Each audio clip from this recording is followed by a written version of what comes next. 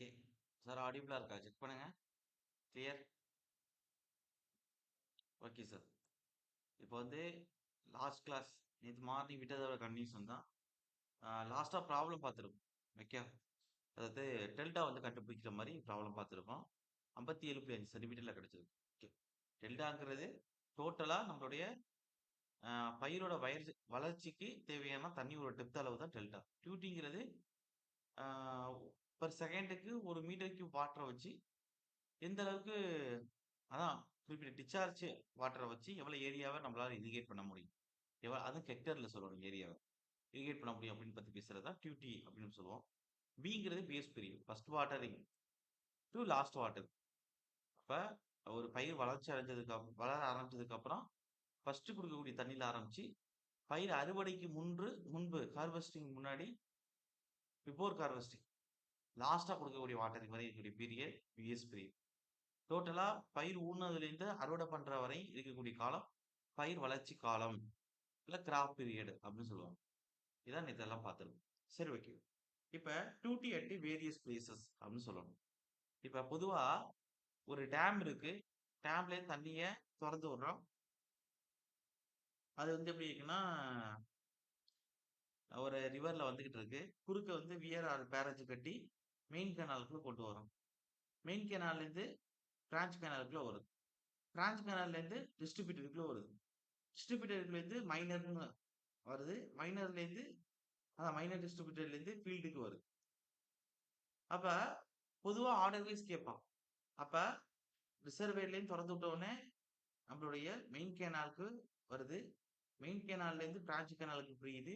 Branch கேனால்ல இருந்து டிஸ்ட்ரிபியூட்டருக்கு பிரியுது. டிஸ்ட்ரிபியூட்டர்ல இருந்து மைனர் டிஸ்ட்ரிபியூட்டர் பிரியுது. மைனர் டிஸ்ட்ரிபியூட்டர்ல இருந்து நம்மளுடைய அவுட்லெட் சொல்லுவாங்க. நம்ம வயலுக்கு மேல இருக்கக்கூடிய வாய்க்கால். அந்த சேனல். அதுக்கடுத்து லாஸ்டா ஃபீல்டுக்கு வரும். அப்ப இத ஒழுங்கான ஆர்டர் வைஸ் பார்க்கணும். அப்ப டியூட்டி அட் வேரியஸ் பிளேசஸ் அப்படின்னு போட்டுக்கிறேங்க. இந்த ஆர்டர் தான் நமக்கு இம்பார்ட்டன்ட்.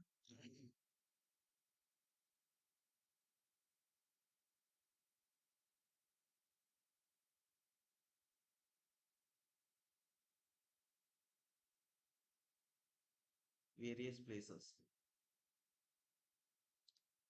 ஜஸ்ட் நம்ம எழுதினா போதும். அதுக்கிடையில ஒரு சில விஷயங்கள்லாம் பார்க்கலாம். First water sources. இப்ப ரிசர்வேர்ல இருந்து பிடிச்ச தண்ணி வருதா? இல்ல தண்ணி ஒரு இடத்துல உருவாகுதா? அப்போ தண்ணியோட மூலதனம் எங்க இருக்கோ அதான் வாட்டர் சோர்ஸ். அது எழுதிக்கிறேங்க ஃபர்ஸ்ட். அப்ப வாட்டர் சோர்ஸ்ல இருந்து நம்ம எதுக்கு வந்துருவோம்? First main canal. Order wise எக்ஸாம்ல கேட்டிருக்கான். 2 டைம் கேட்டிருக்கான். மொத்தம் 3 டைம் கேட்டிருக்கான். 2 டைம் ஆர்டர் வைஸும், இன்னொரு டைம் இந்த டிஸ்சார்ஜ் வச்சு கேட்டிருப்பான். எந்த கேனால்ல எவ்வளவு டிஸ்சார்ஜ் இருக்கணும் பொதுவா. அத நான் சொல்றேன் எழுதுறேன் பக்கத்துல. ஓகே. வாட்டர் சோர்ஸ்ல இருந்து மெயின் கேனால். மெயின் கேனால்ல இருந்து உங்களுக்கு பிரான்ச் கேனால்.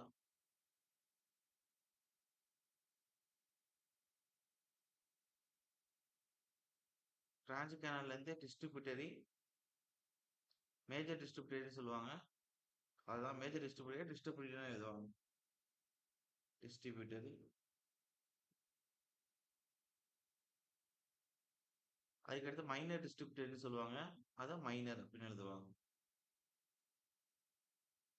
அதுக்கடுத்து உங்களுடைய ஃபீல்டு.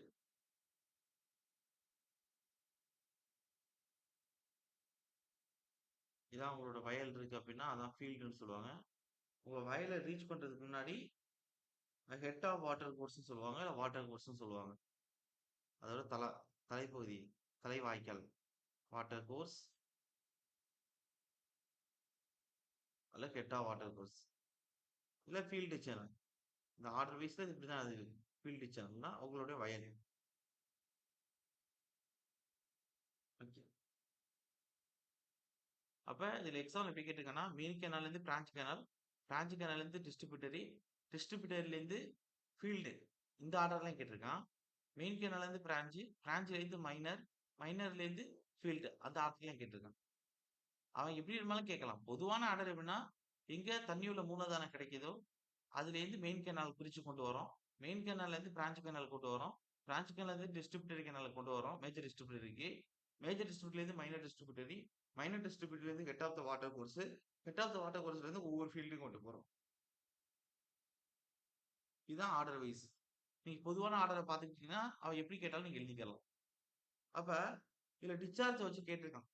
இப்ப மெயின் கேனால்ல 100% வாட்டர் வருதுன்னு வச்சுக்கிறேங்க.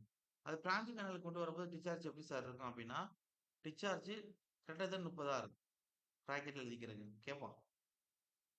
Okay. Metre cube per second. அதே டிஸ்ட்ரிபியூட்டட்ல லெஸ் தென் 30 இருக்கு டிஸ்சார்ஜ்.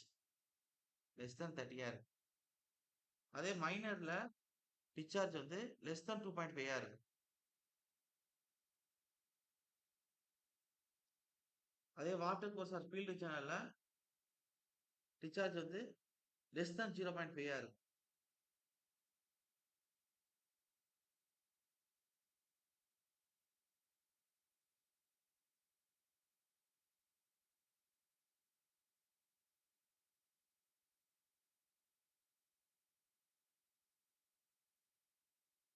ஓகே. அது லெஸ் தென் 0.5 இருக்கு. அப்ப இதெல்லாம் டிஸ்சார்ஜோட அளவு. பிரான்ச் கேனல்ல கிரேட்டர் தென் 30. அதே டிஸ்ட்ரிபியூட்டட்ல வந்து லெஸ் தென் 30. அதே மைனர் டிஸ்ட்ரிபியூட்டட்ல லெஸ் தென் 2.5. அதே water course at field channel water கோர்ஸ்னு சொல்லுவாங்க. இல்லாட்டி ஃபீல்டு சேனல் சொல்லுவாங்க. இல்ல ஹெட் ஆஃப் த வாட்டர் கோர்ஸ்னு மென்ஷன் பண்றாங்கன்னா, உங்களுடைய வயலுக்கு தலைமாட்டுல இருக்கக்கூடிய வாய்க்கால், தலை வாய்க்கால்னு சொல்றோம்ல, அதான் ஹெட் ஆஃப் வாட்டர் கோர்ஸ். அங்க வந்து லெஸ் தென் 0.5. இப்ப உதாரணத்துக்கு சொல்லுங்க. இப்ப உங்களுக்கு உங்க ஊர்ல ஒரு குளம் இருக்கு. குளத்திலேருந்து உங்களுடைய வயலுக்கு தண்ணி கொண்டு வரணும். அப்ப குளத்திலேருந்து அங்க தொறந்து விட்ட உடனே, ஃபர்ஸ்ட் ஒரு பெரிய வாய்க்கால்ல தண்ணி வரும். பெரிய வாய்க்கால்லேருந்து அதுக்கு அடுத்து வந்து ஒரு சின்ன வாய்க்கால்ல தண்ணி பிரிக்கும். அதுலேருந்து ஒரு சின்ன வாய்க்கால் பிரிக்கும். அதுலேருந்து உங்க வயலுக்கு வரக்கூடிய வாய்க்கால் வரும். அந்த வாய்க்கால்லேருந்து உங்க வயலுக்கு தண்ணி கொண்டு வரீங்க. அப்ப அப்ப மெயின் கேனால்ங்கிறது குளம். குளத்துக்கான சோர்ஸ் என்ன? Water source. ஒண்ணு மழை மூலமா தண்ணி வர்றது, காட்டாத்து வெள்ளமா, இல்ல மேட்டூர்ல தொறந்த தண்ணி வந்து வர்றது. அப்ப அதான் வாட்டர் சோர்ஸ். இப்ப உங்க குளம் தான் மெயின் கேனால். மெயின் கேனால்லேருந்து பிரான்ச் கேனால்னா என்ன அப்படின்னா, பெரிய மடம் மாரி கொண்டு வந்த தண்ணிய ஒரு இடத்துல 4 திசையில பிரிச்சு கொண்டு போறீங்கல்ல, அது பிரான்ச் கேனால். அதுலேருந்து பிரிச்சு கொண்டு போறீங்கல்ல, ஒரு 4 திசையில, அது டிஸ்ட்ரிபியூட்டரி, மேஜர் டிஸ்ட்ரிபியூட்டரி. அந்த பிரிச்சு கொண்டு போற வாய்க்கால்லேருந்தே இன்னும் 3 இதுக்கு பிரிச்சு கொண்டு போறது மைனர் டிஸ்ட்ரிபியூட்டரி. அப்படி பிரிச்சு கொண்டு போறதுலேருந்து உங்க வயலுக்கு வரக்கூடிய வாய்க்கால், ஆ வாய்க்கா உங்க வயலுக்கு வரக்கூடிய அந்த வயலோட தலையில இருக்க தலைவாசல்ல இருக்கக்கூடிய வாய்க்கால், அந்த வயலுக்கு வரக்கூடிய டைரக்ட்டா தண்ணீய குடுக்கக்கூடிய வாய்க்கால், அதோட ஹெட் பகுதி தான் head of water course.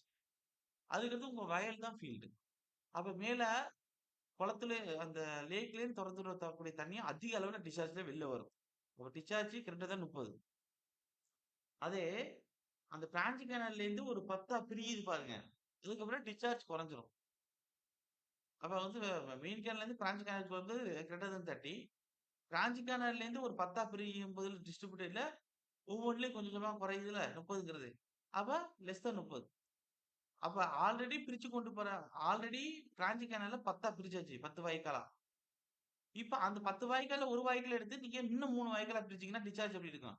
Less than 2.5. இதான் மனப்பாடம் பண்ணிக்கிறணும். Fixed numerical number. அதுக்கடுத்து ஃபீல்டுக்கு வரும்போது லெஸ் தென் 0.5. எல்லாம் டிஸ்சார்ஜ பத்தி தான் பேசுறது. Sir clear? எல்லாரும் புரியுதா? ஓகே. இப்ப சில டெக்னிக்கல் டெர்ம் வந்து நீங்க படிக்கணும். Gross quantity, lateral quantity, outlet quantity, net quantity. இதெல்லாம் என்ன சார் அப்படின்னு நீங்க பார்க்கணும். அப்ப எழுதிக்கிறீங்க. Gross quantity.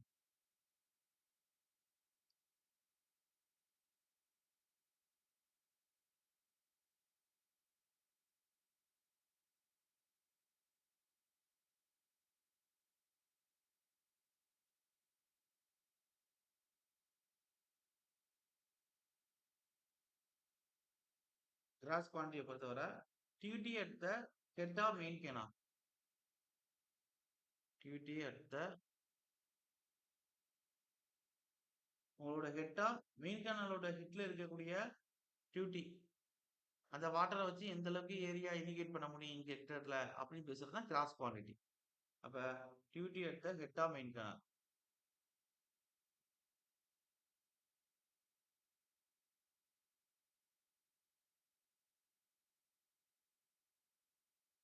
இது கிராஸ் குவாண்டிட்டி. அடுத்து லேட்ரல் குவாண்டிட்டி.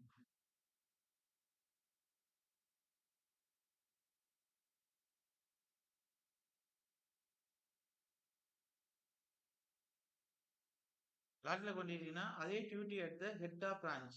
இந்த பிரான்ச் கேனல் சொல்றோம்ல, அதோட ஹெட்ல வரக்கூடிய வாட்டரை வச்சு எந்த அளவுக்கு நம்ம இரிகேட் பண்ண முடியும் ஏரியா இன் ஹெக்டர்ஸ்ல. அதான் என்ன சொல்லுவாங்க அப்படின்னா duty at head of branch canal அப்படின்னு சொல்லுவாங்க. Duty at head of branch சொல்லுவாங்க.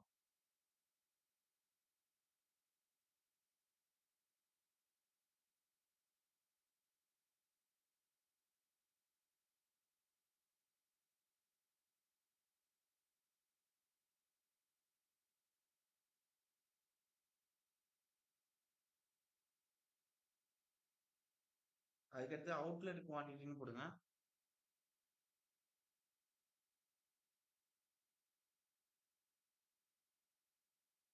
டியூட்டி அட் த அவுட்லெட் கோர்ஸ்னு போடுங்க. இல்ல சார் அவுட்லெட் கோர்ஸ் எங்கே சார் வரும் அப்படின்னா அதான் அந்த ஹெட் ஆஃப் வாட்டர் கோர்ஸ் இருக்குல்ல, அந்த ஹெட் ஆஃப் வாட்டர் கோர்ஸ்லேருந்து அந்த ஃபீல்டுக்கு இடைப்பட்ட கேப் தான் அவுட்லெட். உங்களுடைய வயலோட தலைவாய்க்கால் தான் ஹெட் ஆஃப் வாட்டர் கோர்ஸ்.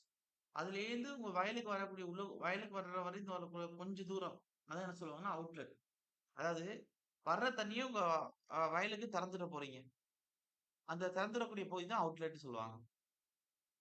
அப்ப எழுதிக்கிறேங்க. அப்ப duty at the outlet outlet course. அப்ப அதான் அவுட்லெட் அந்த வார்த்தையில இருக்கு அவுட்லெட் குவாண்டிட்டி. அப்ப டியூட்டி அட் த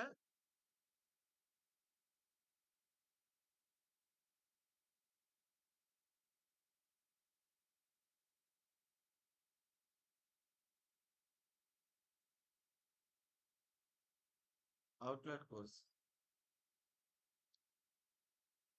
அதுக்கடுத்து நெட் குவாண்டிட்டின்னு போடுங்க.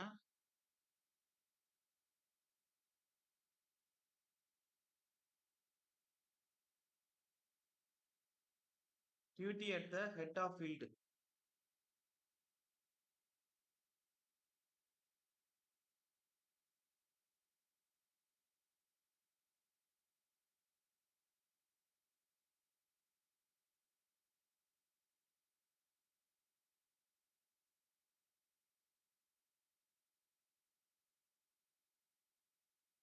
அதுக்கடுத்து நாலுக்கு நாலு குவாண்டிட்டி சொல்லியாச்சா? இப்ப அடுத்து நெட் குவாண்டிட்டினா உங்க ஃபீல்டுக்கு எவ்வளவு தண்ணி வருது?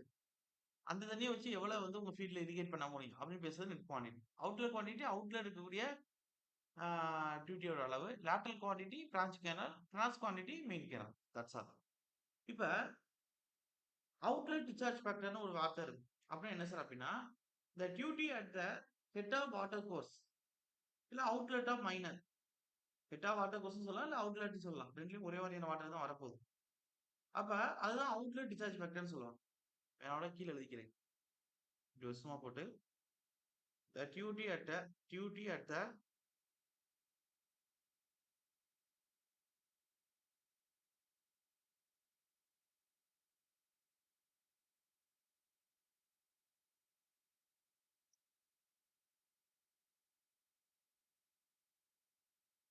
head of a water course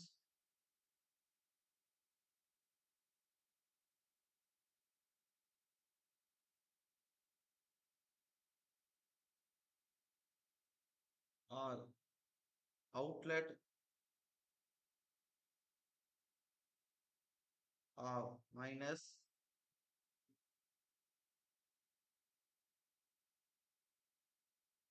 is termed as outlet discharge factor.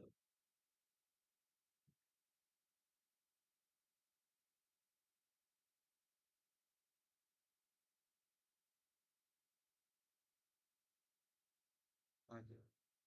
அதுக்கடுத்து in case of lift or direct irrigation, duty is always expressed as area by discharge. அப்ப ஒரு lift or direct irrigation. Direct irrigation தண்ணி அப்படியே flow பண்ணி நீர்ப்பாசனம் செய்யுது. அதான் flow irrigation சொல்லி பண்ணா அதான் டைரக்ட் இரிகேஷன். லிப்ட் இரிகேஷனா ஒரு ரோவர் ஏரியாவில இருந்து தண்ணியை பம்ப் பண்ணி கொண்டாந்து ஹையர் ஏரியாவில் இரிகேட் பண்றது. அப்ப அந்த மாதிரியான இடங்கள்லனா டியூட்டி எப்படி மென்ஷன் பண்ணுவோம்னா ஏரியா பர் டிசார்ஜ். அதான் சொல்லிட்டேனே. ஒரு மீட்டர் கியூப் பர் செகண்ட் வாட்டரை எவ்வளவு ஹெக்டருக்கு நினைக்க முடியும், அதான் டியூட்டி. அதான் சொல்லியிருக்காங்க. இந்த டியூட்டிக்கான விளக்கத்தை தான் கொடுத்துருக்கு. இப்ப எழுதிக்கிறேங்க. அதாவது இந்த case of head of water கோர்ஸ்ல இருக்கக்கூடிய டியூட்டியோட அளவு தான் அவுட்டர் டிஸ்சார்ஜ் ஃபேக்டர் கொடுத்துருக்கு. அதுக்கடுத்து எழுதிக்கிறேங்க. இந்த case of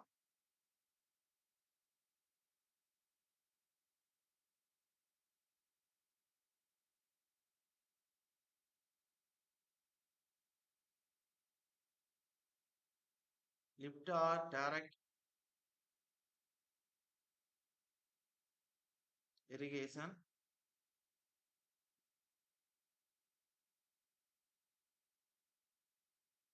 duty is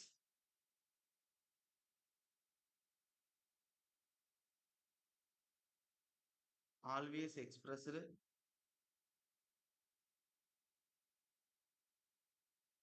as area by discharge.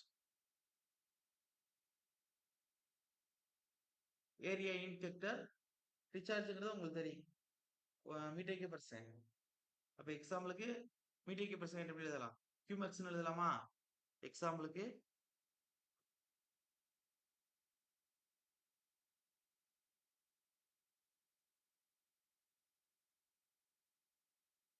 Hectare per cumec, இதுதான் is termed as flow duty or. Okay, அப்ப டியூட்டி வந்து ஏரியாங்கிறது மேல ஹெக்டர், டிஸ்சார்ஜ்ங்கிறது கியூமெக்ஸ், அது யூனிட் தான் கொடுத்துருக்கு. இஸ் டெர்ம்ட் அஸ்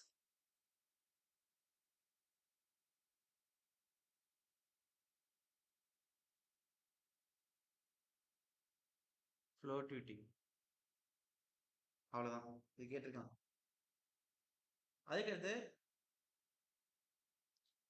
இப்போ வந்து நார்மலா அப்படியே தண்ணியை டைரக்டா ஃப்ளோ பண்றதுதான் ஃப்ளோ டியூட்டின்னு சொல்லுவாங்க. அதுக்கு ஹெக்டர் பர் கியூமெக்ஸ். இதே வாட்டரை ஒரு இடத்துல ஸ்டோர் பண்ணி தேவைப்படும் போது யூஸ் பண்றோம், இரிகேட்டுக்கு பயன்படுத்தணும். ஓகே, அதுதான் ஸ்டோரேஜ் டியூட்டின்னு சொல்லுவாங்க, இல்ல குவாண்டிட்டி டியூட்டின்னு சொல்லுவாங்க. வாட்டர் ஒரு இடத்துல ஸ்டோரேஜ் பண்ணிட்டு தேவைப்படும் போது ஏரியா பர் யூனிட் வால்யூம்ல பயன்படுத்துறது. சார் திரும்ப நான் சொல்றேன், அப்படியே டைரக்டா ஃப்ளோ பண்ணோம்னா ஃப்ளோ டியூட்டி. ஃப்ளோ டியூட்டிங்கிறதுக்கான யூனிட் என்ன, அப்படி எப்படி டேர்ம் பண்ணுவோம்னா ஹெக்டர் பர் கியூமெக்ஸ். இல்ல ஒரு இடத்துல ஸ்டோர் பண்ணி வச்சுட்டு அதுல குறிப்பிட்ட வால்யூமா வாட்டர் வந்து நம்ம பயன்படுத்துற இரிகேஷனுக்கு அப்படின்னா அது ஏரியா பர் யூனிட் வால்யூம்ல மென்ஷன் பண்ணுவோம். அது நல்லா தெரிஞ்சுக்கிறேன் சார், திரும்ப திரும்ப சொல்லிட்டு இருக்கேன். ஸ்டோர் பண்ணி யூஸ் பண்ணா ஏரியா பர் யூனிட் வால்யூம், டைரக்டா அப்படியே பயன்படுத்துறோம் அப்படின்னா அது வந்து உங்களுக்கு ஹெக்டர் பர் கியூமெக்ஸ். எக்ஸாம்பிள் இந்த வார்த்தைகளை வச்சு எக்ஸாம்பிள் கேட்டிருக்காங்க. எப்ப ஹெக்டர் பர், அப்ப ஹெக்டர் பர் கியூமெக்ஸ்னா ஏரியா பை டிஸ்சார்ஜ் பத்தி பேசுது. அதே வந்து உங்களுக்கு ஹெக்டர் பை வால்யூம் அப்படின்னா ஏரியா பை வால்யூம் பத்தி பேசுது. அப்ப எழுதிக்கிறது. இப்ப கொடுத்தது ஃப்ளோ டியூட்டி. இப்ப இனிமே கொடுக்க போறது ஸ்டோரேஜ் டியூட்டி ஆர் ரிசர்வே டியூட்டி. அப்ப நான் ஒரு இடத்துல தண்ணி தேக்கி வச்சுட்டு நான் தேவைப்படும் போது பயன்படுத்துறது. சார் புரியுதா?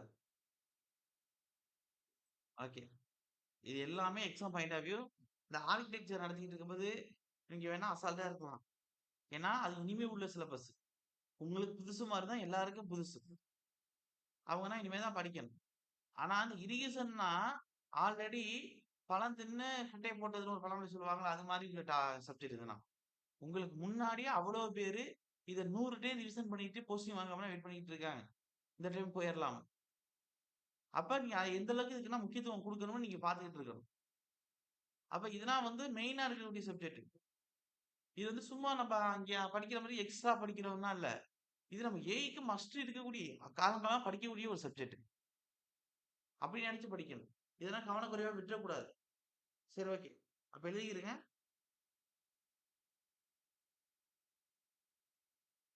அடுத்து இதே வாட்டரை ஸ்டோர் பண்ணி யூஸ் பண்றோம். But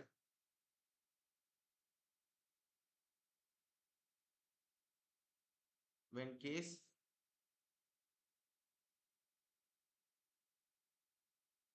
water is stored in a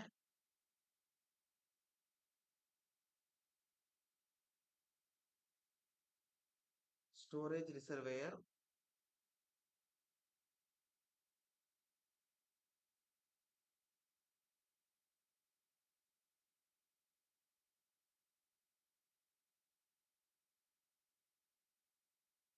irrigation,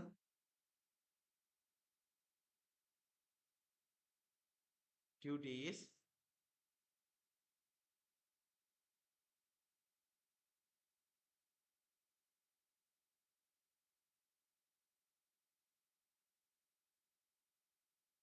expressor,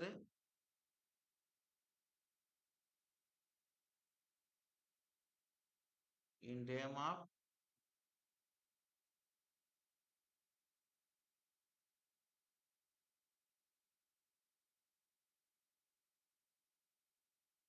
area per unit volume,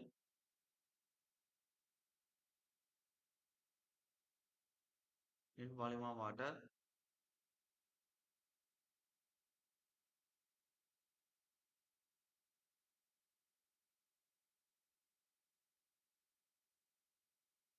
added into the reservoir for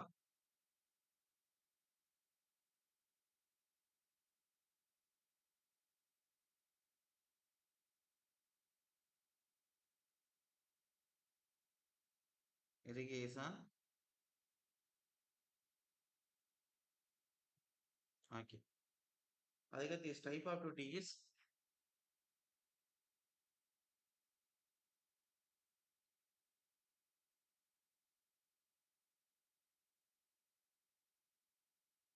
termed as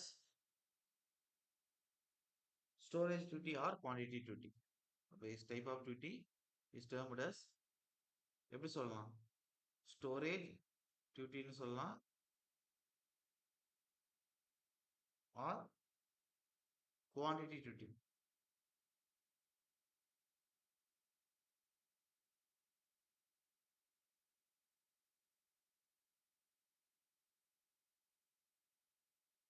அதுக்கடுத்து இருக்கிறதுங்க. அப்ப இப்ப நம்ம சொல்லியிருக்கிறது வந்து ஒரு இடத்துல தண்ணியை ஸ்டோர் பண்ணி யூஸ் பண்ணோம் அப்படின்னா அதை ஸ்டோரேஜ் டியூட்டின்னு சொல்லுவோம், இல்லை குவான்டிட்டி டியூட்டி. அதை வந்து ஏரியா பெர் வால்யூம்ல தான் மென்ஷன் பண்ணணும், ஞாபகம் வச்சுக்கிறோம். அப்ப ஏரியா பெர் வால்யூம் இந்த கொடுத்துருக்கேன் பாருங்க, ஏரியா பெர் வால்யூம்ல தான் மென்ஷன் பண்ணணும் எதை, நம்மளுடைய ஸ்டோரேஜ் டியூட்டி வந்து. அதே வந்து இங்க பாருங்க, தண்ணியை டைரக்டா அப்படியே ஃப்ளோ பண்றோம். தண்ணியை ஒரு இடத்துல லிஃப்ட் பண்ணி அப்படி டைரக்டா ஃப்ளோ பண்ணாலும் சரி, இல்ல தண்ணி அப்படியே தொடர்ந்து ஃப்ளோ பண்ணாலும் சரி, எல்லாம் டைரக்டா தான் பண்றோம். அப்ப direct irrigation or lift irrigation ரெண்டுக்கும் டியூட்டி எப்படி மென்ஷன் பண்றோம்னா ஏரியா பை டிஸ்சார்ஜ்ல தான் மென்ஷன் பண்றோம். இது ரெண்டையும் எக்ஸாம்ல கேட்கப்பட்டதுதான்.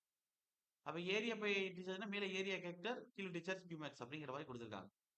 அதே மாதிரி இங்க வந்து ஏரியா பை யூனிட் வால்யூம்னா மேல ஏரியா ஹெக்டர் கொடுத்துருப்பாங்க, கீழே வால்யூம் மீட்டர் கியூப்ல கொடுத்துருப்பாங்க. அவ்வளவுதான் விஷயம். Sir clear? ஓகே. அடுத்து இப்ப அடுத்து ஃபேக்டர்ஸ் அஃபெக்டிங் டியூட்டி. அப்ப டியூட்டின்னு என்ன அர்த்தம்? நம்ம எவ்வளவு தண்ணியை வச்சு எவ்வளவு பரப்ப நினைக்கிறோம் அதான். அப்ப என்ன டைப்ஸ் ஆஃப் கிராப் அப்படிங்கிறது அந்த மாதிரி டியூட்டிங்கிறதே இருக்கு. சில கிராப் வந்து அது ஒரு வேறு பகுதியுமே அதிகமா தண்ணியை இழுக்கும். அப்ப அதிக தண்ணி இரிகேட் பண்ணாலுமே கொஞ்சமான பகுதி தான் இரிகேட் பண்ண முடியும். அப்ப என்ன டைப் ஆஃப் கிராப் அப்படிங்கிறது ரொம்ப முக்கியம் டியூட்டிங்கிறது. அதுக்கடுத்து டைப்ஸ் ஆஃப் சாயில். சில சாயில் நல்லா தண்ணியை குடிக்கும், சில சாயில் தண்ணி அவ்வளவுதான் எடுக்காது. அப்ப சாயிலை பொறுத்து டியூட்டி இருக்கு. அதுக்கடுத்து யூஸ்ஃபுல் ரெயின்ஃபால். இப்ப ஆல்ரெடி நிறைய நேரம் மழை பெஞ்சுக்கிட்டே இருக்கு அப்படின்னா சாயில் ஈரப்பதமாவே இருக்கு. சாயில் ஈரப்பதமாவே இருந்துச்சு அப்படின்னா அதிக தண்ணி நமக்கு தேவைப்படாது. தண்ணி பாசனம் பண்ணும்போது அதிக தண்ணி தேவைப்படாது. ஏன்னா ஆல்ரெடி சாயில் ஈரமா தான் இருக்கு. கொஞ்சம் தண்ணி பாய்ச்சினாவே டக்குன்னு ஃபில் ஆயிரும். அதுக்கடுத்து கிளைமேட் அண்ட் சீசன். அப்ப நம்ம எல்லா நாளும் இரிகேஷன் பண்ணணுங்கிற அவசியம் இல்லைல்ல. இப்ப நமக்கு ஒரு 10 சென்டிமீட்டர் அளவுக்கு வாட்டர் தேவைப்படுது அப்படின்னா, இப்ப அது அந்த அதை ஃபில் பண்ற அளவுக்கு மழை பெஞ்சிருச்சு அப்படின்னா, அப்ப அந்த டைம் பண்ணக்கூடிய இரிகேஷனே நம்ம கட் பண்ணிறலாம். நீர்ப்பாசனத்தை தவிர்த்திடலாம். அதான் மழை பெஞ்சிருச்சுன்னு. அப்ப கிளைமேட் அண்ட் சீசன் தகுந்த மாதிரி மாறுபடும். இதே சம்மர் டேஸ் வருது அப்படின்னா, நீங்க நார்மலா வந்து மழை பெஞ்சிருக்கு, லைட்டா சாயில்ல ஈரம் இருக்கு. அப்ப நீங்க தண்ணி வந்து குடுக்குறீங்க. அப்ப கொஞ்சம் தண்ணியிலேயே நிறைய பரப்ப வந்து நீங்க வந்து இரிகேட் பண்ணிடுறீங்க. ஆனா அதே சம்மர் டேஸ்ல சாயில் நல்லா வறட்சியா இருக்கு. அப்ப நீங்க எவ்வளவு தண்ணி குடுத்தாலும் ஒரு குறிப்பிட்ட பகுதி தான் தண்ணி ஓடுது. அப்ப ஒரு 1/2 மணி நேரத்துல ஒரு வயல் ஃபுல்லா பா ஆ தண்ணி போய் இரிகேட் ஆன இடம், இப்ப சம்மர் டேஸ்ல 2 மணி நேரம் ஆகுது ஒரு வயல் ஃபுல்லா தண்ணி சுத்துறதுக்கு. இரிகேட் ஆகுறதுக்கு. அப்ப அந்த கிளைமேட் சீசனுக்கு தகுந்த மாரி இந்த டியூட்டின்னு சொல்லக்கூடிய இரிகேஷன் நடக்கக்கூடிய தண்ணியால எவ்வளவு பரப்ப இரிகேட் பண்ண முடியும் அப்படிங்கிறது இருக்கு. அப்ப மொத்தம் இது அஃபெக்ட் பண்ணக்கூடிய ஃபேக்டர்ஸ்னா 4 கேட்டகரி. 5 கேட்டகரி. அதுல first types of crop, 2 types of soil, 3வது யூஸ்ஃபுல் ரெயின்ஃபால், 4வது கிளைமேட் அண்ட் சீசன், 5வது எஃபிஷியன்சி ஆஃப் இரிகேஷன்.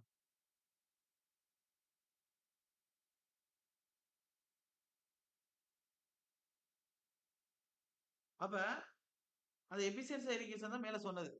இப்ப சாயில்ல ஆல்ரெடி ஈரப்பதம் இருக்குன்னா, நம்ம அதிக தண்ணி குடுக்கணுங்கிற அவசியம் இல்ல. கொஞ்சம் தண்ணீல அதிக இடத்த இரிகேட் பண்ணிற முடியும். ஏன்னா சாயில் ஆல்ரெடி ஈரப்பதம் தான் இருக்கு. நெறைய தண்ணி குடிக்காது. அதான் எஃபிஷியன்சின்னு சொல்றது. இதே சாயில் வந்து ரொம்ப ட்ரையா இருக்கு அப்டின்னா, நம்ம அதிக தண்ணீய குடுத்து, அ கொஞ்சமான இடத்த தான் நம்ம இரிகேட் பண்ண முடியும். அப்ப எஃபிஷியன்சி ஆஃப் இரிகேஷன்ங்கிறது அதான். அப்ப அடுத்து எழுதிக்கிறங்க. ஃபேக்டர்ஸ் அஃபெக்டிங் டியூட்டின்னு போடுங்க. ஆட் நோட் மாரி குடுப்பாங்க. இல்ல ஆல்ஜிப்ரா கேட்டகரில கேட்பாங்க. என்னென்ன ஃபேக்டர்ஸ் வந்து அஃபெக்ட் பண்ணும்னு. அப்ப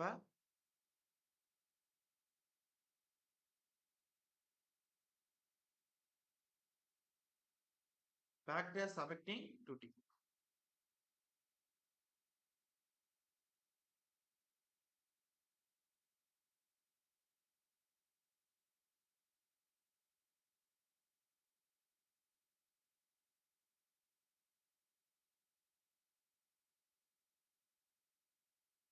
1 டைப்ஸ் ஆஃப் கிராப்.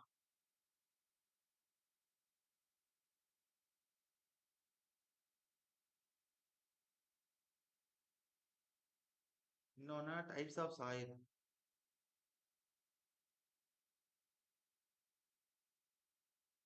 இன்னொன்னு useful rainfall.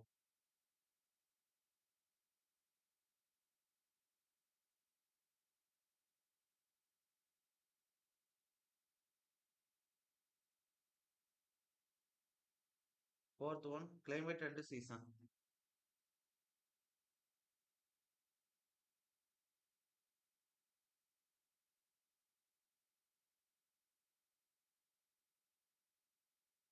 Fifth one efficiency of irrigation. வேணா அதோட கீழ எழுதுறேன். ட்ரிபிள்ஸன். எஃபிஷியன்சி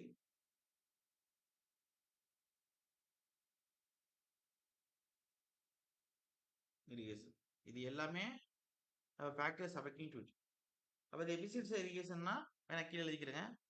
அதாவது if higher is the efficiency of irrigation, lesser is the loss of water.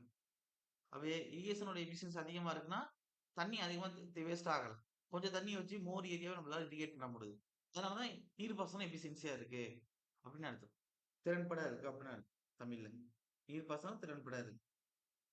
அப்ப if higher is the efficiency,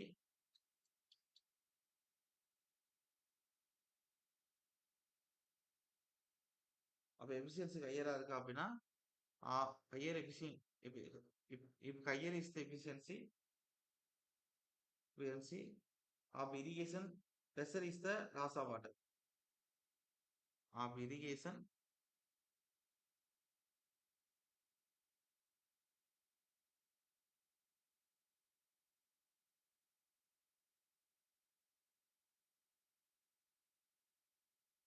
lesser is the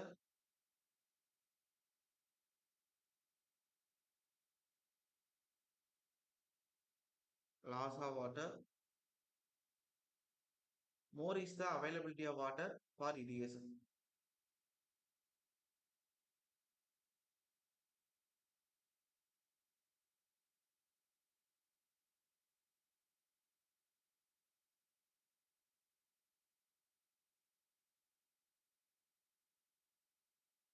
Availability of water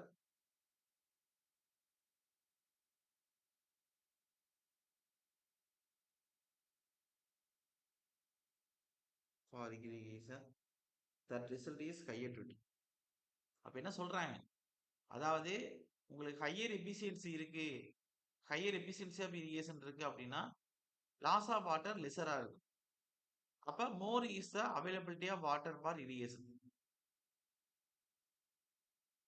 அப்ப அதிக பகுதியை வந்து நம்மளால இரிகேட் பண்ணனா வாட்டர் வந்து கம்மியா பயன்படுத்தணும். அது மாதிரி தான் சொல்றாங்க. லாஸ் ஆஃப் வாட்டர் வந்து கம்மியா இருக்கு. அந்த இரிகேட் பண்ணக்கூடிய பரப்புக்கு என்ன அளவுக்கு வாட்டர் தேவையோ அந்த அளவுக்கு வாட்டர் ஊத்தி கொடுத்தா போதும். தேவைன்னா வாட்டர் லாஸஸ் இருக்கக்கூடாது. அதான் எஃபிஷியன்சி ஆஃப் இரிகேஷன் சொல்றாங்க. அப்ப for irrigation that result is higher duty. அப்ப கம்மியான நீர்ல லாஸஸ் கம்மி பண்ணிட்டு அந்த ஃபீல்டுக்கு எந்த அளவுக்கு தண்ணி கொடுக்கணுமோ அந்த தண்ணியை வச்சு அதிக அளவு பரப்புக்கு இரிகேட் பண்றது. அப்ப டியூட்டி நிறைய கிடைக்கிறது. அப்ப that result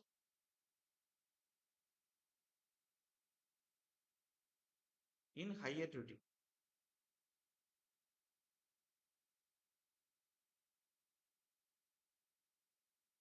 in higher duty போடுது. அடுத்து அடுத்து சிக்னிபிகன்ஸ் ஆஃப் டியூட்டி.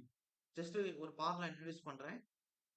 அது என்ன சார் அப்படின்னா டிஸ்சார்ஜ் ஈக்குவல் டு ஏரியா வகுத்தல் டியூட்டி. அது ரெண்டுக்கு ரேஷியோ பார்க்கறது தான் சிக்னிபிகன்ஸ் ஆஃப் டியூட்டின்னு சொல்லுவாங்க. அப்ப எழுதிக்கிறீங்க.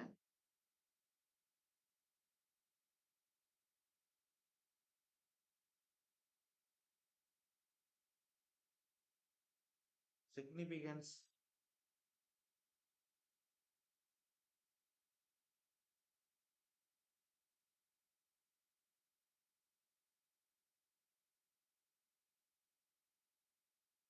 டிஸ்சார்ஜ் ஈக்குவல் டு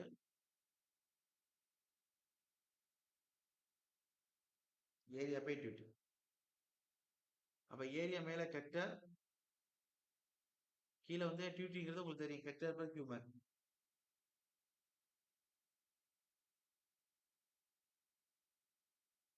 அப்ப நமக்கு என்ன ஹெக்டர் அடிபட்டுச்சுன்னா எப்படி கிடைக்கும்? கியூமேக் ஒத்தையும் இருக்கு. அப்ப டிஸ்சார்ஜ்ங்கிறது இன் கியூமேக். கரெக்டா வந்துருச்சா? ஓகே. மீட்டேக்கு பெர்சன்ட் தான் கியூமேக். பிராக்கெட் எழுதிக்கிறது. ஓகே. அதுக்கு அடுத்து இதே ஏரியா வேணும்னா ஆல்ரெடி டிஸ்சார்ஜ் இங்க இருக்கு, டியூட்டி கீழே ஒருத்தர் இருக்கு, அதை இது பண்ணா பெருக்கல். அப்ப டிஸ்சார்ஜ் இன்டு டியூட்டி இதுதான் ஏரியா. ஏரியானாவே இன் ஹெக்டர் தானே, இங்க போட்டு அடிச்சாலும் அதான் வரப்போகுது ஹெக்டர். அப்ப ஜஸ்ட் எழுதிக்கிறேன். அப்ப சிக்னிபிகன்ஸ் ஆஃப் டியூட்டி. அதுக்கடுத்து method for improving the duty of water. நம்ம டியூட்டி ஆஃப் வாட்டரை எந்த அளவுக்கு இம்ப்ரூவ் பண்ணலாம், அதுக்கான மெத்தட்ஸ்னா என்னென்ன அப்படின்னா, அதாவது லேண்டை ஒரே லெவலா வச்சிருந்தோம்னா நம்ம டியூட்டி இன்க்ரீஸ் பண்ண முடியும். அதுக்கடுத்து ஒரே மாதிரியான பயிர்கள் பயிரிடாம, இப்போ வந்து நெல் விவசாயம் பண்றீங்க அப்படின்னா அடுத்து வந்து கடலை போடுறீங்க, இல்ல எண்ணெய் வித்துக்கள் போடுறீங்க அப்படின்னா கிராப் ரொட்டேஷன் பண்றீங்க அப்படின்னா டியூட்டி இன்க்ரீஸ் பண்ண முடியும். சாயில இருக்கக்கூடிய அல்கலினிட்டியை ஃபுல்லாவே லீச் பண்றதுன்னா தண்ணி கட்டி அதெல்லாம் படிய வச்சு அதெல்லாம் வறண்டி எடுத்துறது. அப்ப அது மூலமா டியூட்டி இன்க்ரீஸ் பண்ண முடியும். அதுக்கடுத்து இப்ப கேனால்ல தண்ணி வரும்போதே பாதி லாசஸ் ஏற்பட்டுரும். அந்த லாசஸ குறைக்கிறதுக்காண்டி கேனால்ல இருபுறமும் ஸ்டோன் பதிச்சோ, கான்கிரீட்டுக்கு போட்டோ லைனிங் பண்ணிட்டோம் அப்படின்னா, லாசஸ் ஏற்படாது. அந்த டிஸ்சார்ஜ் அப்படியே டைரக்ட்டா நம்ம வயலுக்கு வந்துரும். அப்ப லைனிங் ஆஃப் கேனல் பண்றது மூலமா தண்ணி வேஸ்ட்ட கம்மி பண்ணி டியூட்டி இன்க்ரீஸ் பண்ண முடியும். அதுக்கு free flooding must be avoided. வயல் பாய்ச்சல்ல தண்ணி விடுறாங்கல்ல, அத அவாய்ட் பண்ணிறணும். பாத்தியா கட்டி தண்ணி பாய்ச்சறதுக்கு இம்ப்ரூவ் பண்ணணும். அப்ப இது எல்லாமே டியூட்டி இம்ப்ரூவ் பண்ண வாய்ப்புகள் அதிகம் இருக்கு. அப்ப வயல் பாய்ச்சலா நீங்க தண்ணி பாய்ச்சறீங்க அப்படின்னா, அது அங்கன குடிச்சுக்கிட்டு தண்ணி வேஸ்ட் ஆகும் அதிகமா. அதே பாத்தியா கட்டிங்கன்னா டக்கு டக்குன்னு ஸ்பீடா ஓடிரும். அப்ப methods for improving the duty of water எழுதிக்கிறேன். டியூட்டினா தண்ணிய வச்சு எவ்வளவு பரப்ப இரிகேட் பண்றோம். அப்ப கம்மியான தண்ணீல நிறைய பரப்ப நனைக்கணும். அதுதான் நமக்கு வந்து ஒரு நல்ல மெத்தட் இரிகேஷன்ல. அப்ப அத அத அந்த இம்ப்ரூவ்மென்ட் பண்ணணும் அப்படின்னா என்னென்ன விஷயங்கள் செய்யணும்? அப்படிங்கிறத அப்ப நான் சொன்னேன். அதான் சரியா எழுதப்போம். இப்ப எழுதிக்கிறேங்க. Methods for improving the duty of water. அப்ப இரிகேஷன்ல நவீன மெத்தட பயன்படுத்தணும். ஃபர்ஸ்ட் விஷயமே அதான். அப்ப use of improved method of irrigation. அப்ப எழுதிக்கிறேங்க. இப்ப வந்து நம்ம ஸ்ப்ரிங்க்லர் இரிகேஷன் பண்றோம், ட்ரிப் இரிகேஷன் பண்றோம். அப்ப அது மூலம் டியூட்டி வந்து இன்கிரீஸ் பண்ண முடியும். வாட்டர் லாஸ் அதிகம் கம்மி பண்ண முடியும். அப்ப எழுதிக்கிறேங்க.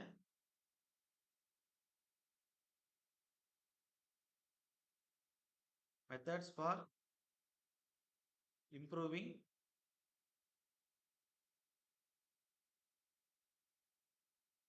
த duty of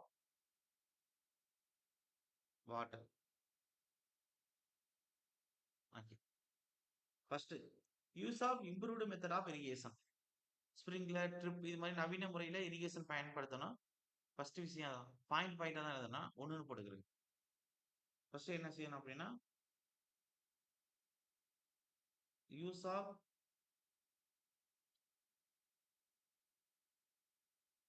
improved method of irrigation.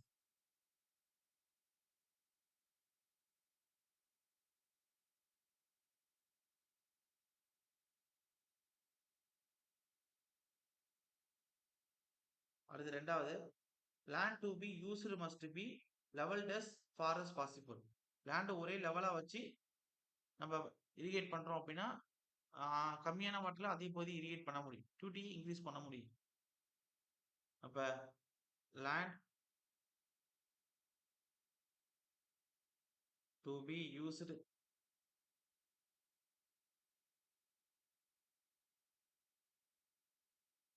must be leveled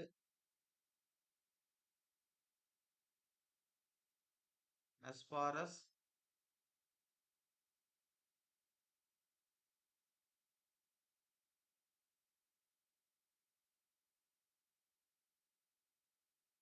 possible. அதுக்கடுத்து adoption of rotational graphs.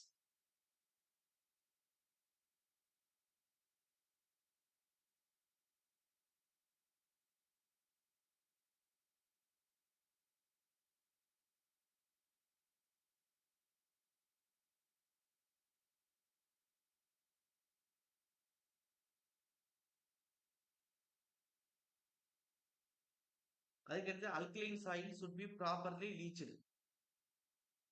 Proper leaching provide பண்ற மூலமா நம்ம சாலினிட்டின்னு சொல்லக்கூடிய சாயில் இருக்கக்கூடிய அல்கலைனை ரிமூவ் பண்ண முடியும். அது ரிமூவ் பண்ணிட்டோம்னா நமக்கு நல்ல வாட்டர் தேவைப்படும். டியூட்டி வந்து நல்லா கிடைக்கும். அப்ப நல்ல விளைச்சல் ஃபெர்டிலிட்டி இன்க்ரீஸ் பண்ண முடியும். அப்ப என்ன செய்றீங்க அப்படின்னா alkalinity soil should be properly leached. Leaching பண்றதுன்னா என்ன அப்படின்னா தண்ணிய ரொம்ப தளம்ப தளம்ப ஃபுல்லா வயல் பாய்ச்சலா பாய்ச்சி கட்டி வச்சிருவாங்க. இப்ப கட்டி வச்சதுக்கு அப்புறம் நமக்கு என்ன இருக்கும்? அதுல இருக்கக்கூடிய உப்பு தன்மைனா ரொம்ப நாள் தேங்கி வச்சிருக்கும்போது மேலாப்புல சாயில இருக்கக்கூடிய உப்பு தன்மைனா மேல மாரி முறை மாரி படிஞ்சு காணப்படும். அதெல்லாம் நம்ம என்ன செய்யணும்? வலிச்சு எடுத்துடணும். மேலாப்புல மண்ண வறண்டு எடுத்துடணும். எடுத்துட்டோம் அப்படின்னா அப்ப வந்து அதான் லீச்சிங் ப்ராசஸ்ன்னு சொல்லுவாங்க. அப்ப அல்கலைன் அதெல்லாம் டீடைல்டா கீழயே படிக்கணும் இரிகேஷன்லயே. ஒரு சில இடங்கள்ல வரும். அங்கேயே படிச்சுக்கலாம். அப்ப alkaline soil should be properly reached.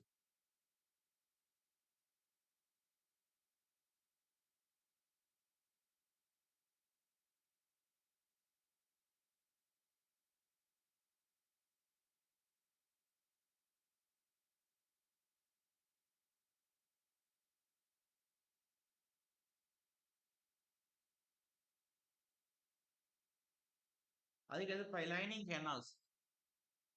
River கொண்டு வரக்கூடிய கேனாலுக்கு இருபுறமும் லைனிங் அடிக்கிறது மூலமா லைனிங்னா இந்த காங்கிரீட்டால கட்டுறது. இப்ப ட்ரெபிசரி சேனல் இருக்கு தண்ணி வருது மேட்டூர்ல இருந்து அப்படின்னா அதுல காங்கிரீட்னால கட்டிட்டோம் அப்படின்னா தண்ணி வந்து உள்ளுக்குள்ள ஊடுருவி லாஸ் நடக்காது. சீபேஜ் லாசஸ் தேவையில்லாத லாசஸ் கம்மி பண்ண முடியும்.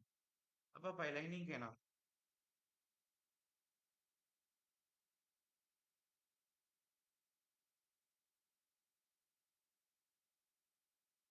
அது pre flooding must be avoided. வயல் ஃபுல்லா ஃப்ரீயா தண்ணிய பாய விடுறத தடுக்கணும் மேக்ஸிமம். லாஸஸ் அதிகம் நடக்கும். Free flooding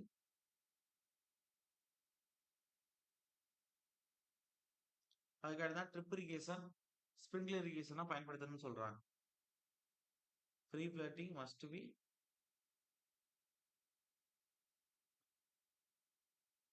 avoided. ஓகே. அதுக்கடுத்து கிராப்பிங் சீசன் இன் இந்தியான்னு போடுங்க. பொதுவா இந்தியாவுல பயிரிடக்கூடிய பயிர் கால பீரியடுங்கிறது எப்படி இருக்கு அப்படின்னா மொத்தம் 4 வகையான சீசன் இருக்கு. Kharif season, rabi season, zaid season, perennial crops season சொல்லுவாங்க. பெரினியல் கிராப்க்கு சீசன் சொல்ல முடியாது. அது வருடம் முழுவதும் இருக்கக்கூடியது. ஓகே. பெரினியல்னா தண்ணி தட்டுப்பாடே இருக்காது. ஒண்ணு ஒரு இடத்துல தண்ணிய ஸ்டோர் பண்ணி வச்சுக்கிட்டு வருஷம் ஃபுல்லா கொஞ்சம் கொஞ்சமா பயன்படுத்துவோம். இல்ல ஒரு இடத்துல போர்வெல் மாரியான விஷயங்கள் போட்டோ, இல்ல ஓப்பன் வெல்ங்கிற மாரியான விஷயங்கள் இது வச்சோ, நம்ம என்ன செய்றது? தண்ணிய வருஷம் ஃபுல்லா கொஞ்சம் கொஞ்சமா பயன்படுத்திக்கிறது. இல்ல வருடம் முழுவதும் அந்த இடத்துல மழைப்பொழிவு இருக்காது. அப்ப வருடம் முழுவதும் வாட்டர் அவைலபிலிட்டியா இருக்கு இரிகேஷனுக்கு அப்டின்னா, அதான் பெரினியவல்ன்னு சொல்லுவாங்க. இப்ப சுகருக்கு இருக்குன்னா வருடாந்திர பயிர். வருடம் முழுவதும் நமக்கு தண்ணி தேவைப்படும். கரும்புக்குன்னா. அப்ப அதனால பெரினியல் கிராப்ஸ் சொல்லுவாங்க. ஹாய்ஸ்டர் சீசன் என்ன சார்னா, இந்த ஏப்ரல் டூ ஜூன்ல வந்து அது சாகுபடி பண்ணுவாங்க. முக்கியமா சொல்ல போனோம்னா, வெஜிடபிள்ஸ், ஃப்ரூட்ஸ்னா இது ஏப்ரல் டூ ஜூன் கேட்டகரில தான் வரும். ஓகேவா? அது சித்திரை மாசம்னு சொல்லுவாங்கல்ல. சித்திரை பட்டமா? சித்திரை டூ உங்களுக்கு வந்து அந்த வைகாசி, ஆனி, ஆனி ஆ ஆனிக்குள்ள ஆனி எண்டுக்குள்ள. Sir clear? ஓகே. அது ஜாய்ஸ்டிஸ்ன்னு சொல்லுவாங்க. கேரட் சீசன் என்ன சார்னா, ஒண்ணும் இல்ல. இப்ப கோடைக்கால பயிர்கள் நம்ம சொல்றோம்ல. ஜூன் மாசம் ஆரம்பிச்சு செப்டம்பர். ஜூன் 14க்கு மேல ஆரம்பிச்சு ஜூன்னே வச்சுக்கிருங்க. June to September. Rice, cotton, jowar, bajra இதெல்லாம் காரிஃப் சீசன். ராபி சீசன்னா நவம்பர் மாசம் ஆரம்பிச்சு மார்ச். சில பக்கத்துல நவம்பர், அக்டோபர்ன்னு குடுத்துருப்பாங்க. ஒண்ணும் பிரச்சனை இல்ல.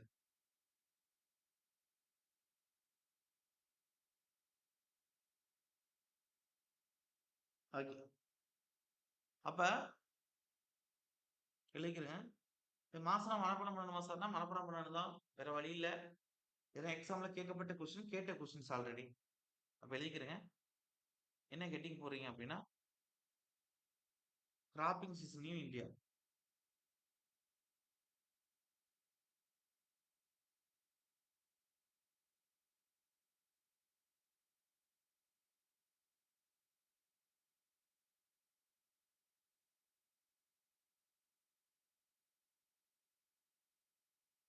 ஒண்ணு கேரட் சீசன்.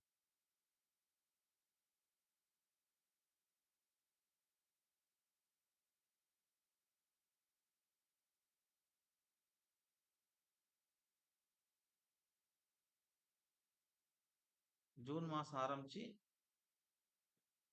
செப்டம்பர் மாசம் வரை.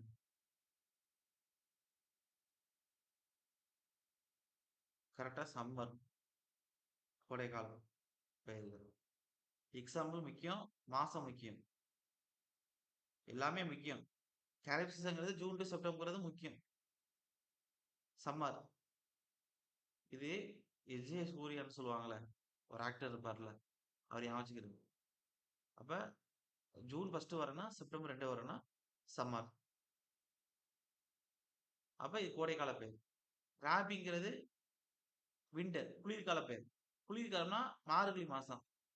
ரொம்ப குளிர் அடிக்கும். அப்ப கோயில்கள்லனா ஓம் அப்படின்னு மந்திரம் உச்சரிப்பாங்க. அப்ப October to March. Sir clear? Okay. உங்களுக்கு எது ஞாபகம் வருதோ அந்த மாரி ஷார்ட்கட் ஞாபகம் வச்சுக்கிருங்க. ஓகே. அப்ப ரைஸு, காட்டன்,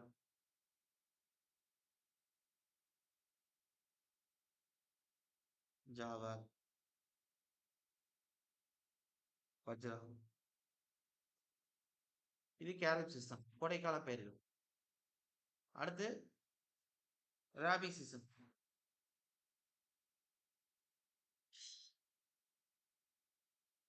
இது அக்டோபர் டூ மார்ச். நம்ம ஷார்ட்கட் ஞாபகம் வச்சுக்கிறணுங்கிறதுக்காண்டி சொல்றேன். புக்லயும் ஒரு சில புக்ல அக்டோபர் டூ மார்ச் தான் குடுத்திருப்பான்.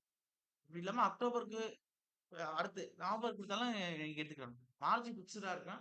அக்டோபர், நவம்பர் இது 2ல தான் மாத்தி குடுத்திருப்பாங்க. நீங்க அக்டோபர் டூ மார்ச் ஓம் அப்படிங்கிற கான்செப்ட்டே வச்சுக்கிருங்க. ஓகே. அப்ப இது வின்டர். Sorry winter. அப்ப இதுக்கான எக்ஸாம்பிள் என்ன சார் அப்படின்னா,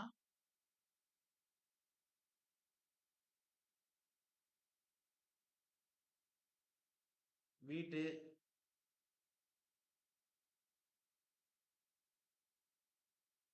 கிராம், கிரவுண்ட் நட்னா இதுல தான் போடுவாங்க. நிலக்கடலைனா மார்கழிப்பட்டம் ஒரு சில இடங்கள்ல.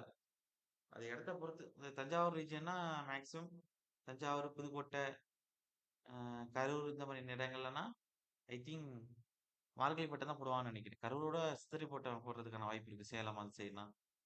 ஓகே. அப்ப 2 பட்டம்னு சொல்லுவாங்க. அதாவது அந்த பட்டத்துல தான் நல்லா விளையும். குரவுன்நட்னா நிலக்கடலை தான். மார்கழி பட்டம்னா சித்திரை பட்டம். அப்ப வீட், gram எக்ஸெட்ரான்னு போட்டுக்கிறேங்க.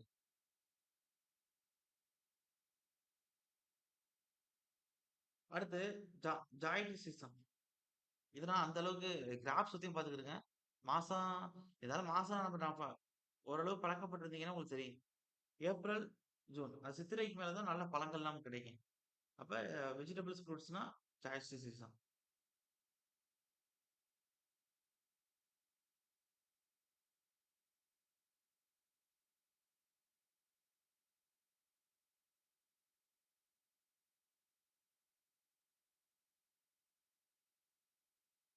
April to June.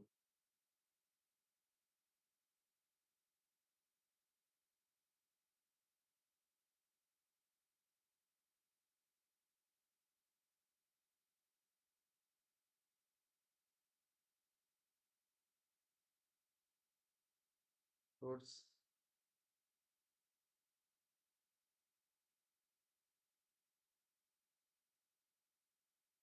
Vegetables.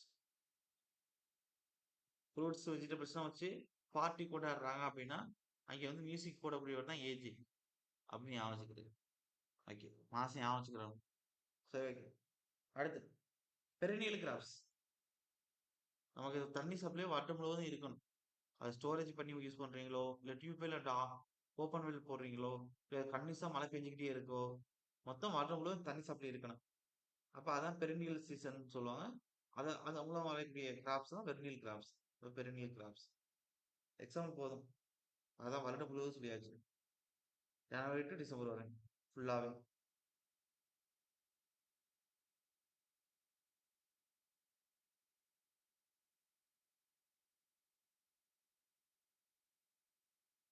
இத பொறுத்தவரை எக்ஸாம் எழுதிக்கிறேங்க சார்.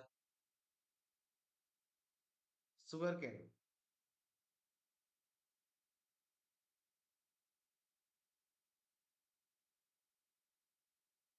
அதுக்கடுத்து கிராப் ரேஷியோ போட்டுக்கிறேங்க. அவ்வளவுதான் சார். கிராப்பிங் சீசன் சொல்லியாச்சு இந்தியாவுல. அடுத்து கிராப் ரேஷியோ சேர்த்துக்கிறேன். வேணா கூட இதுக்கு சில எக்ஸாம்பிள் சொல்லலாம். ஒரு நிமிஷம். வெயிட்.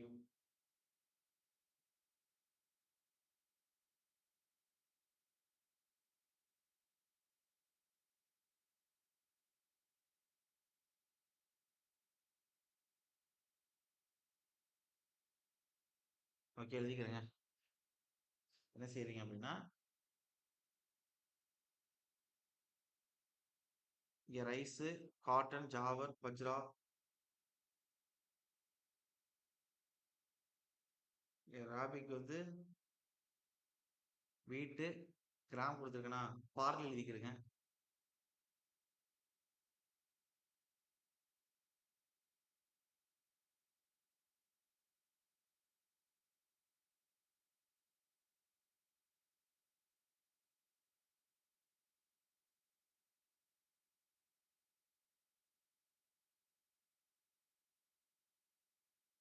இந்த மஸ்டார்டு, பியாஸு, லீன்ஸ்டு அதெல்லாம் இருக்கு. அதெல்லாம் கேட்கறாங்களான்னு தெரியல. எக்ஸாம் பாயிண்ட்ல பார்லி வச்சு சரி சரி ஓகே. போதும் 3 போதும். ஓகே.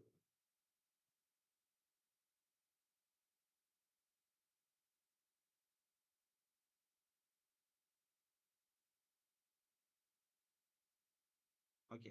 இவ்வளவு போதும் சார். அடுத்து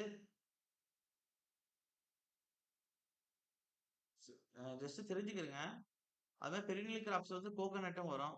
அப்புறம் டீ, காபி, ரப்பர், மேங்கோ, சில இடங்கள்ல மேங்கோ, சில இடங்கள்ல பனானா. நம்ம சாகுபடி தகுந்த மாரி வருடம் முழுவதும் பயன்படுத்திக்கலாம். அதே பெரினியல் கிராப்ஸ் தான் வரும். இன்னைக்கு எக்ஸாம் பாயிண்ட்ல சுகர் கேன் பத்தி நான் குடுத்துருக்கேன். அதனால கோகோனட்டோட சேர்த்துக்கிறேங்க. ஓகே ஒண்ணும் பிரச்சனை இல்ல. இப்ப தென்னையுமே நம்ம வந்து 45 நாளுக்கு அப்புறம் வெட்டிக்கிட்டு தானே இருக்கும். தோப்பு வச்சிருக்கோம்னா. அப்ப அது எல்லாமே உங்களுக்கு எப்படி இருக்கும்? வருடம் முழுவதும் வந்துகிட்டே இருக்கும். ஓகே. அது மாரி தான் இந்த தேயிலை தோட்டங்கள்ல டீ, காப்பி எடுக்கிறதுமே. இப்ப அந்த சாகுபடியுமே அப்படிதான். பெரினியல் கிராப்ஸ் தான். வருடம் முழுவதும் நம்ம பயிர் செஞ்சுக்கலாம். சரி ஓகே. எக்ஸாம் பாயிண்ட் இது போதும். அடுத்து கிராப் ரேஷியோ. என்ன சார் கிராப் ரேஷியோ அப்படின்னா, இப்ப the area to be irrigated for rabi crop is generally more than kharif crop. Correct தான். அப்ப உங்களுக்கே தெரியும்ல சார். இப்ப இப்ப வந்து கோடை காலம். நான் வந்து உங்களுக்கு 1 லிட்டர் தண்ணீ குடுக்குறேன். நீங்க என்ன செய்றீங்கன்னா, இவ்வளோ பரப்ப வந்து நனைக்கிறீங்க. இதே குளிர்காலம். சாயல் நல்லா ஈரம் இருக்கு. அதே 1 லிட்டர் தண்ணீ குடுக்குறேன். நீங்க என்ன செய்றீங்கன்னா, இவ்வளோ பரப்ப வந்து நனைக்கிறீங்க. அப்ப கோடை காலத்துல அதிக பரப்ப வந்து நம்ம இரிகேட் பண்ண முடியுமா? குளிர்காலத்துல அதிக பரப்ப இரிகேட் பண்ண முடியுமா? அதிக பரப்புனா டியூட்டி எதுக்கு அதிகமா இருக்கும்? கோடை காலமா? குளிர் காலத்துக்கா? ஓகே. கோடை காலத்த ராபி கிராப்ஸ். குளிர் காலத்த ச சாரி கோடை காலம் காரிப். குளிர்காலம் ராபி கிராப்ஸ். அப்ப எதுக்கு வந்து டியூட்டிங்கிறது அதிகமா இருக்கும்? ராபிக்கு தான் அதிகமா இருக்கும். எக்ஸாம்ல கேட்ட கொஸ்டின். அப்ப rabi crop is generally more than that of kharif crop. எது டியூட்டி. அதே டெல்டாங்கிறது எதுக்கு அதிகமா இருக்கும்? டெல்டானா தண்ணீ பயன்படுத்தக்கூடியோட அளவு. கோடை காலத்துக்கு 4 சென்டிமீட்டர் அளவு தண்ணீயே போதும். சாரி. குளிர் காலத்துக்கு 4 சென்டிமீட்டர் அளவு தண்ணீயே போதும். ஆனா கோடை காலத்துக்கு 10 சென்டிமீட்டர் தண்ணீயுமே பத்துதான்னு தெரியல. ஒவ்வொரு அந்த கிராப்களுக்கு. நல்லா தண்ணீ குடிச்சுக்கிட்டே இருக்கு. அப்ப டெல்டாங்கிறது எதுக்கு அதிகமா இருக்கும்? டெல்டாங்கிறது எவ்வளோ டெப்த் ஆஃப் வாட்டர் தண்ணீ குடுக்குறோம்னோ. டெல்டாங்கிறது எதுக்கு அதிகமா இருக்கும்? கோடைக்கா? குளிருக்கா? ஆ வார்த்தையில கவனமா வச்சு நீங்க பார்க்கணும். அப்ப ஏரியா பத்தி டியூட்டிய பத்தி பேசுறோம் அப்டின்னா, ராபிக் தான் அதிகமா இருக்கும். அதே தண்ணீயோட டெப்த் டெல்டா பத்தி பேசுறோம்னா, சாரி மாத்தி சொல்லிட்டேன். கரெக்ட்டா தான் சொல்றேன். அதே தண்ணீயோட டெப்த்த பத்தி பேசுறோம் அப்டின்னா, கோடை காலத்துல இருக்கக்கூடிய ராபி தான் அதிகம் தேவைப்படும் தண்ணீ. அப்ப ஏரியா இரிகேட் பண்றதுன்னா ராபி குளிர்காலம். எவ்வளோ டெப்த் ஆஃப் வாட்டர் டெல்டா அப்டின்னா, ராபி கோடைக்காலம். அவ்வளோதான் விஷயம். இந்த வார்த்தைகள கவனம். இப்ப நம்ம கேரட்டுக்கு ராபிக்கு ரேஷியோ போட்டோம்னா, நமக்கு வந்து என்ன வரும்? ஏரியா இரிகேட் பண்றது. அப்ப 1 பங்கு ஏரியா தான் நம்ம கோடை காலத்துல இரிகேட் பண்றோம். 1 லிட்டர் வாட்டர வச்சு. ஆனா ராபிக்கு 2 பங்கு ஏரியாவ இரிகேட் பண்ணிற முடியும். கூடுதலான பரப்ப இரிகேட் பண்ணிறலாம். அப்ப 1/2 ரேஷியோ போட்டா 0.5 எக்ஸாம்ல அதுவும் கேட்டாச்சு. பிக்ஸ்டு ரேஷியோ தான். கிராப் ரேஷியோன்னு சொல்லுவாங்க. இப்ப எழுதிக்கிறேங்க. Crop ratio.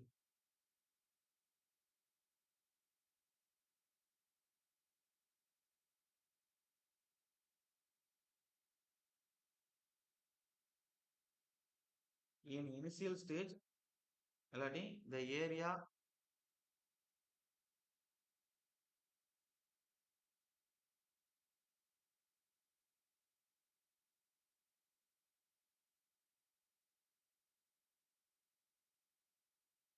To be irrigated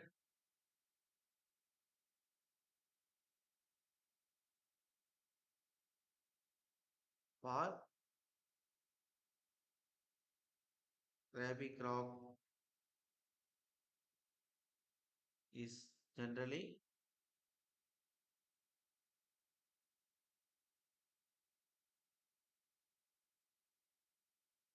more than that of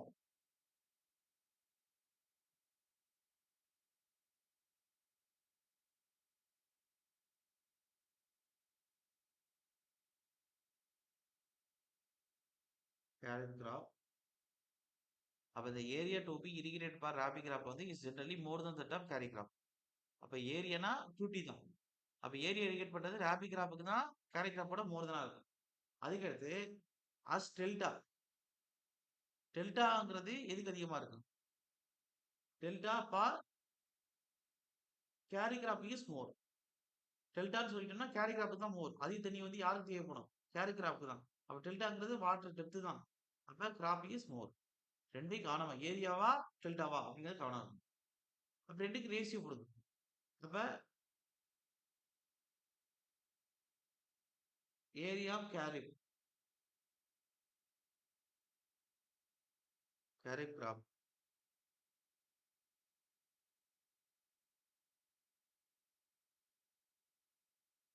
area of rabi crop. இப்ப கேரி கிராப்போட ஏரியா 1 பங்கு நீங்க நினைக்கிறீங்க அப்படின்னா, அதே வந்து அந்த வாட்டர வச்சு 2 பங்கு ராபி கிராப்ல நினைக்க முடியும். அப்ப இது 2க்கு ரேஷியோ 0.5. Sir clear? எல்லாருக்கும் புரியுதா? ஓகே. இதையும் எக்ஸாம்ல கேட்டாச்சு. இந்த ரேஷியோ எக்ஸாம்ல கேட்டாச்சு. அதுக்கடுத்து சில டெக்னிக்கல் டைப் பார்க்கணும். வேல்யூ இரிகேஷன்னா என்ன? போர் வாட்டரிங்னா என்ன? கோர் பீரியட்னா என்ன? கேஷ் கிராப்னா என்ன? கிராப் ரொட்டேஷன்னா என்ன? அப்படின்னு சில டெக்னிக்கல் டேர்ம் பார்க்கணும். ஓகே. அப்ப எழுதிக்கிறேங்க. ஆரம்பத்திலே இது ஒரு வார்த்தை உச்சரிச்சுக்கங்க. ஒரு இடத்துல நடவு நடப்போறோம் அப்படின்னா, அதுக்கு முன்னாடி தண்ணி வந்து கட்டி, தெளி கட்டுதல்ன்னு சொல்லுவாங்க. அந்த வயல மட்டப்படுத்தி, மட்டப்பலகைலாம் வச்சு, அ எ ம வ டிராக்டர வச்சு நல்லா உழுது, உழுது, உழுது அந்த மண்ண ரெடி பண்ணுவாங்க. அப்ப அப்படி தண்ணி கட்டி ரெடி பண்ணக்கூடிய இந்த வயல்ல வந்து என்ன சொல்றாங்க அப்படின்னா, காலிவரி இரிகேஷன் அப்படின்னு சொல்றோம். அது வெறும் வயலுக்கு தண்ணி கட்டி, அந்த பயிர் சாகுபடிக்கு முன்பு அந்த சூட்டபிள் சர்ஃபேஸா அத மாத்துறாங்கல்ல வயல. அதுக்காண்டி குடுக்கக்கூடிய நீர்ப்பாசன முறை தான் வேல்யூ இரிகேஷன் சொல்லுவோம். இப்ப எழுதிக்கிறீங்க value irrigation.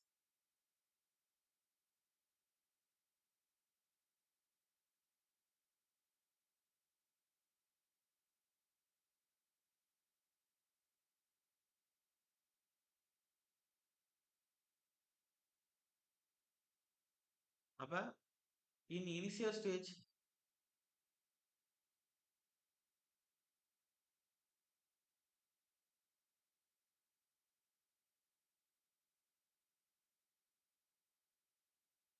that in initial stages before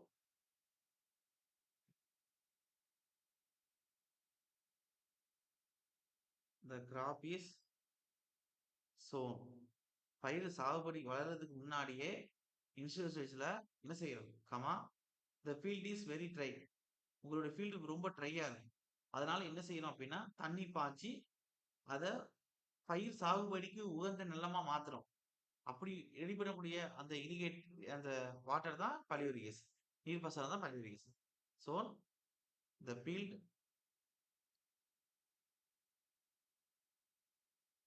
is very dry. Soil is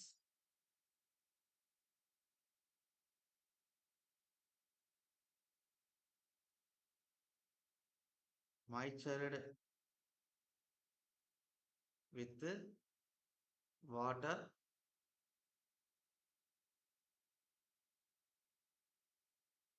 so as to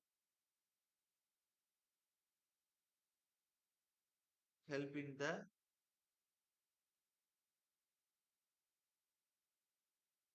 sowing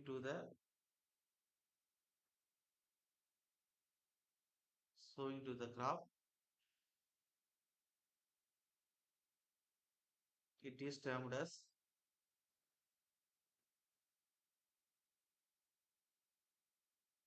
paleo irrigation. இப்ப என்ன சொல்றாங்க அப்படின்னா, நான் சொன்னதுதான் எழுதியிருக்கேன். திருப்பி சொல்றேன் பாருங்க, வாசிக்கிறேன். In initial stage before the crop is sown. Crop வளர்றதுக்கு முன்னாடி the field is very dry. உங்க நிலம் ரொம்ப ட்ரையா இருக்கு. The soil is moistured with water. வாட்டரை கொடுத்து அந்த மண்ணை நிலத்தை என்ன செய்யணும்? ஈரப்பதம் ஆக்குறீங்க. So as to help in sowing to the crop. எதுக்காண்டி? உங்களோட பயிர் வளர்றதுக்கு நல்லா வளரணுங்கிறதுக்காண்டி முன்னாடியே அந்த நிலத்தை ரெடி பண்றீங்க. இந்த விஷயத்தை தான் டேர்ம்ட் அஸ் வேல்யூ இரிகேஷன் சொல்றோம். Sir clear? எல்லாரும் புரியுதா? ஓகே. இப்ப கோர் வாட்டரிங். அது என்ன sir kor watering? Just kor watering, kor period, cash crop. இதை சொல்லிட்டு நான் டீ பிரேக் எடுத்துட்டு வந்து எழுதுறேன். கோர் வாட்டரிங் என்ன சார் அப்படின்னா, the first watering which is given to crop where the crop is few centimeter high. அதாவது உங்களுக்கு ஃபர்ஸ்ட் இனிஷியல் ஸ்டேஜ்ல ஒரு குறிப்பிட்ட அளவு அந்த கிராப் லைட்டா வளர்ற வரை ஈரம் வந்து ரொம்ப தேவைப்படும். அது ஒரு குறிப்பிட்ட டெப்த் ஆஃப் வாட்டர் வந்து நீங்க வந்து குடுத்துக்கிட்டே இருக்கணும். அதுதான் என்ன சொல்லுவாங்க அப்படின்னா கோர் வாட்டரிங். அதுக்கப்புறம் நீங்க இடைவெளியோட விட்டு நீங்க குடுத்துக்கலாம். Sir clear? புரியுதா சார் என்ன? உதாரணத்துக்கு ரைஸுக்கு 19 சென்டிமீட்டர் அளவு தண்ணி தேவைப்படும். வீட்டுக்கு 13.5 சென்டிமீட்டர் அளவு தண்ணி தேவைப்படும். அப்ப இனிஷியல் ஸ்டேஜ்ல ஒரு குறிப்பிட்ட ஹைட் வளர்ற வரையும் தண்ணி குடுத்துக்கிட்டே இருக்கணும். அந்த டெப்த் ஆஃப் வாட்டர் தான் கோர் வாட்டரிங். ஃபர்ஸ்ட் விஷயம் முடிஞ்சிருச்சு. அடுத்து கோர் பீரியட். அதாவது அப்ப ஒரு குறிப்பிட்ட நாள்லேருந்து ஆரம்பிச்சு ஒரு குறிப்பிட்ட நாள் வரையும் தண்ணி குடுத்துக்கிட்டே இருக்கீங்கல்ல, கன்டினியூஸா. ஒரு 2 வாரமோ, 3 வாரமோ, அது குறிப்பிட்ட ஹைட் வளர்ற வரை தண்ணி குடுத்துக்கிட்டே இருக்கீங்கல்ல, அந்த டெப்த் கோர் வாட்டரிங். அந்த கால இடைவெளி கோர் பீரியட்ன்னு சொல்லுவாங்க. ஒரு ரைஸுக்கு 2 டூ 4 வாரம் குடுக்கலாம். ஒரு வீட்டுக்கு 3 டூ 8 வாரம் குடுக்கலாம். சார் கிளியர் புரியுதா? அடுத்து கேஷ் கிராப்னா என்ன சார் அப்படின்னா, பணப்பயிர் அப்படின்னு சொல்லுவாங்க. இப்ப வாழை ஒன் ஆஃப் த பணப்பயிர். கரும்பு ஒன் ஆஃப் த பணப்பயிர். பருத்தி ஒன் ஆஃப் த பணப்பயிர். அப்ப இதெல்லாம் என்ன செய்யணும்? டைரக்ட்டா நம்ம அப்பப்பவே முதலீடு பண்ணிட்டு, இப்பவே நம்ம லாபம் எடுத்துக்கிட்டே இருக்கலாம். அப்புறம் அந்த பாவன்னு சொல்லுவாங்க. பாவைக்காயா? தமிழ்ல சொல்லுவாங்கல்ல. அதெல்லாம் ஒன் ஆஃப் த பணப்பயிர் தான். பாவக்காய். பாவக்காய். ன்னு சொல்லுவாங்க. இந்த நல்லா கசக்கும்ல. அப்ப அதெல்லாம் இப்ப நான் அப்பப்போ என்ன செய்யலாம்? எடுத்து வித்துக்கலாம். இப்ப நீங்க வாழை வைக்கிறீங்கன்னா, அப்பப்ப இலை வந்து குடுத்துக்கலாம். வாழைப்பூ வித்துக்கலாம். வாழைத்தார் வித்துக்கலாம். அந்த வாழைத்தண்டுமே அந்த தாரோட சேர்த்தாப்புல ஃபங்ஷனுக்கு வாங்கிட்டு போவாங்க. ஒண்ணு ரூ. 1000 வாங்குற பேச்சுல. சார் என்ன சொல்ல புரியுதா உங்களுக்கு? இப்படி உங்களுக்கு பணத்த அந்த டெய்லி ஃப்ளோல குடுக்கக்கூடியது. இல்ல மந்த்லி மந்த்லி ஃப்ளோல குடுக்கக்கூடிய பயிர் வகைகள் எல்லாமே கேஷ் கிராப்ன்னு சொல்லுவாங்க. இத வந்து டைரக்ட்டா அறுவடை செஞ்சு தான் எடுக்கணும் அப்படிங்கிறது இல்ல. அப்பப்பவே நமக்கு வந்து பணம் குடுத்துக்கிட்டே இருக்கு. Sir clear? இப்ப நெல் சாகுபடி பண்றீங்கன்னா, அந்த நெல்லோட வயசு பூர்வ நெல்லா, இல்ல வந்து நல்லா வந்து நீங்க வந்து கை ரக நெல் பயன்படுத்துறீங்களா தகுந்த மாரி 120 டூ 150 நாள் வரை சில நெல்கள் போகும் வயசு. அதே நிலக்கடலை நீங்க சாகுபடி பண்றீங்கன்னா, 85 டூ 95 நாள் ஆகும். இடத்துக்கு தகுந்த மாரி. நீங்க வந்து போடக்கூடிய நிலக்கடலையோட டைப்புக்கு தகுந்த மாரி. C7 போடுறீங்களா? இல்ல வந்து நீங்க வந்து அது நெறைய இருக்கு ஓகேவா? ஆ JGL இருக்கு, குஜராத் இருக்கு, நெறைய இருக்கு. அதுக்கு தகுந்த மாரி. அதே மாரி நீங்க வந்து எள்ளு வந்து கருப்பு எள்ளு, வெள்ளை எள்ளு போடுறீங்க அப்டின்னா, அந்த எள்ளு டைப்புக்கு தகுந்த மாரி 90 டூ 92 நாள், 93 நாள் ஆகும். அப்ப இதுனா என்ன அப்டின்னா, அந்த இடத்துக்கு தகுந்த மாரி, பயிர்களுக்கு தகுந்த மாரி கால பீரியட் மாறும். அது முடிஞ்சு அறுவடை பண்ணி, அதுக்கப்புறம் நீங்க வித்து தான் என்ன செய்ய முடியும்? அந்த காச பார்க்க முடியும். ஆனா கேஷ் கிராப்ங்கிறது உங்களுக்கு அப்பப்ப வாரம் வாரமே நீங்க இப்ப அ எல அ உங்களுக்கு அப்பப்பவே உங்களுக்கு வந்து அந்த பணம் வந்து குடுத்துக்கிட்டே இருக்கு. ஃப்ளோ ஆகிட்டே இருக்கு. அதான் என்ன சொல்லுவாங்கன்னா, பணப்பயிர்கள்னு சொல்லுவாங்க. புகையிலை சாகுபடி பண்றது. Sir clear? ஓகே. அதுக்கு வந்து கிராப் ரொட்டேஷன். கிராப் ரொட்டேஷன் என்ன சார் அப்டின்னா, ஆ ஒரு குறிப்பிட்ட கிராப் வந்து மிக்ஸடா வந்து ரொட்டேட் பண்றது. நெல் பயிரிடுறீங்க, அடுத்து நிலக்கடலை, அதுக்கடுத்து மறுபடியும் உளுந்து, இல்ல வந்து மறுபடியும் நெல் பயிரிடுறீங்க, அடுத்து வந்து எள்ளு போடுறீங்க. அப்டின்னா, இப்டி ரொட்டேஷன்ல நீங்க பயிர் சாகுபடி பண்றீங்க அப்டின்னா, அது கிராப் ரொட்டேஷன் அப்டின்னு சொல்லுவாங்க. ஒரு பிக்ஸ்டு கிராப் ரொட்டேஷன்ஸ்னா அவங்க எக்ஸாம்பிள் குடுத்துருப்பாங்க. ரைஸ்க்கு அடுத்து கிராம், காட்டன் அதுக்கு ஜாவர், அதுக்கு அடுத்து கிராம், வீட்டு அதுக்கு அடுத்து ஜாவர், அதுக்கு அடுத்து கிராம். அதெல்லாம் நான் பார்க்கணும். இப்ப என்ன சொல்லிருக்கேன்? Kor watering, kor period, cash crop, crop rotation. 4 technical டெர்மும் இன்ட்ரோடியூஸ் பண்ணியிருக்கேன். இது வந்து நான் சொன்னத அப்படியே எழுத வேண்டியது தான். நான் அப்படியே பிரேக் எடுத்துக்கிறேன் வந்து கன்டின்யூ பண்றேன். ஓகே வெயிட் பண்ணுங்க. நீங்களும் பிரேக் எடுத்துக்கங்க.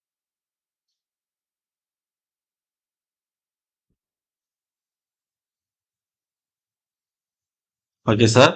கன்டின்யூ பண்றேன். கோர் வாட்டரிங் எல்லாமே சொல்லிட்டேன். எழுதுறேன் அப்படி ஸ்ட்ரெயிட்டா. எழுதிக்கிறேங்க. கோர் வாட்டரிங்.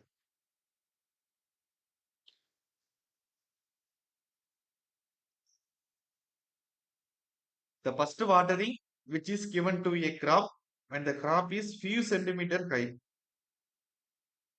ஃபர்ஸ்ட் வாட்டரிங் அதே கிராப் few சென்டிமீட்டர் வளர்ற வரை கன்டினியூஸா கொடுத்துக்கிட்டே இருப்பேன் தண்ணி. அதுதான் கோர் வாட்டரிங். எவ்வளவு காலத்தை கொடுத்துக்கிட்டு இருக்கோங்கிறது பேஸ் அத கோர் பீரியட். இப்ப first watering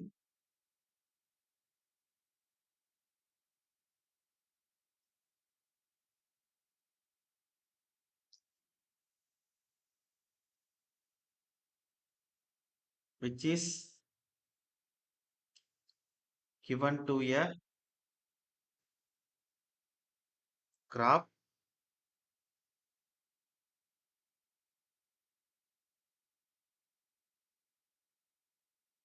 when the crop is few centimeter high is called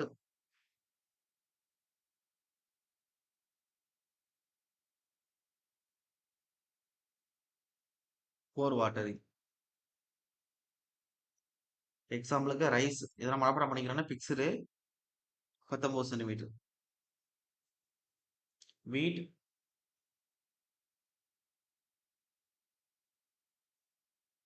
13.5 centimetre.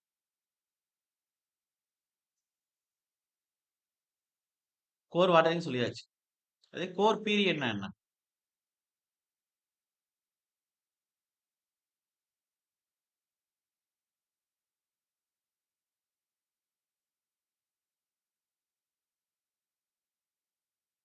The period for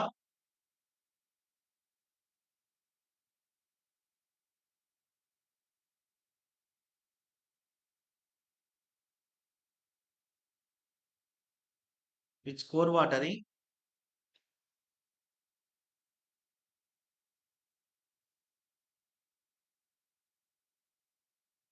is done is termed as core period.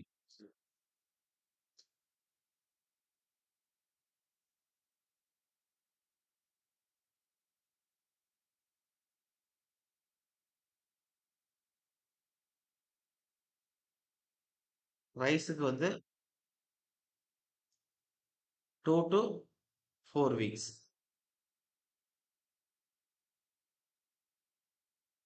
வீட்டுக்கு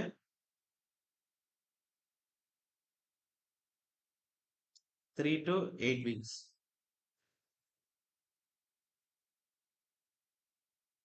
அதுக்கு கேஸ் கிராப்னு போடுங்க.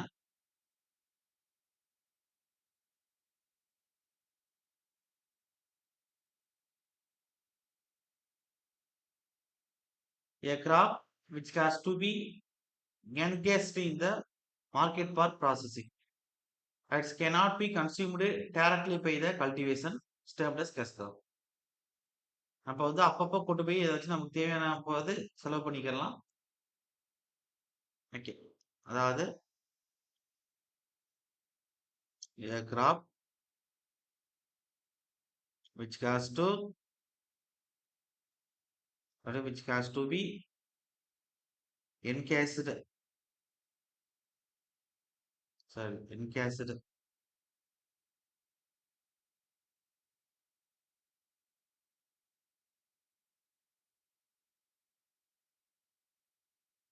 in the market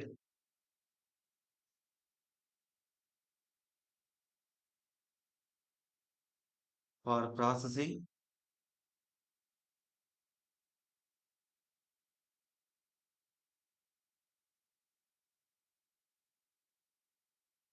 as it cannot be consumed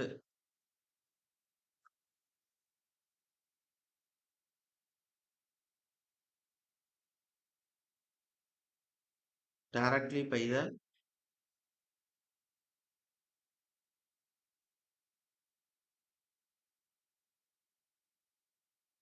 cultivator is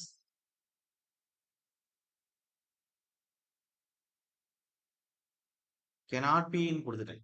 Consumed directly by the cultivator is termed as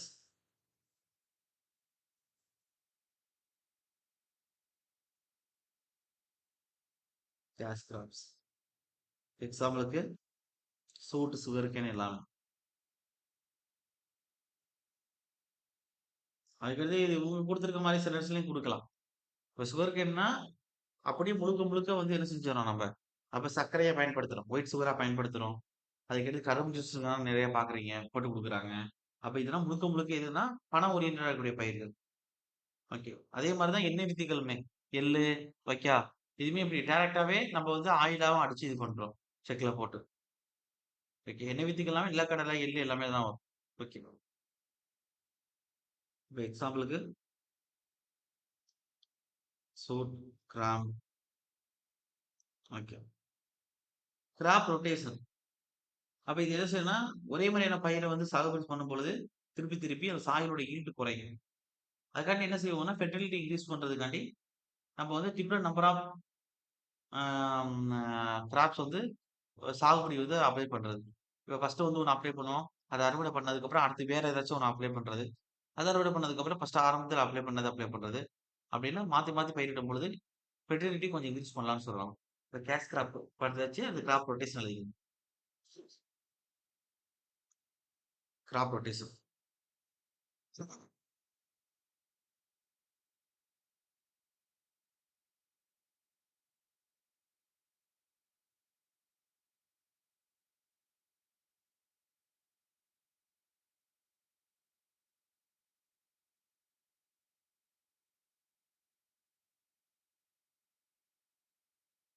When the same crop is grown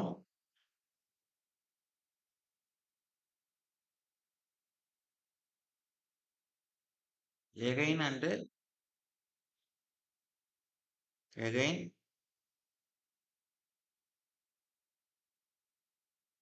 in the same field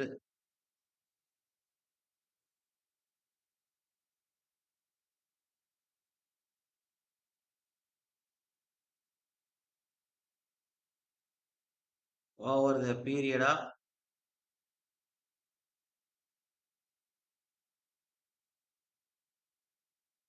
time.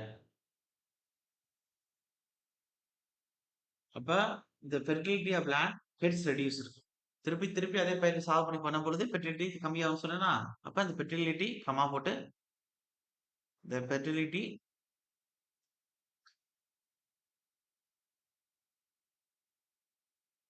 of land gets reduced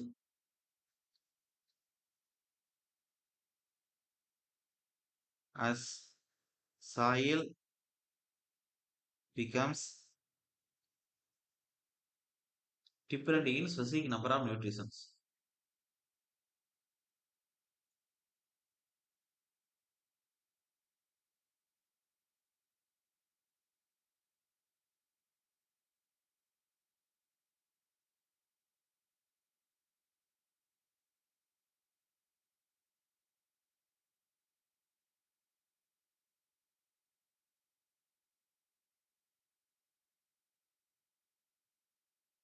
Okay.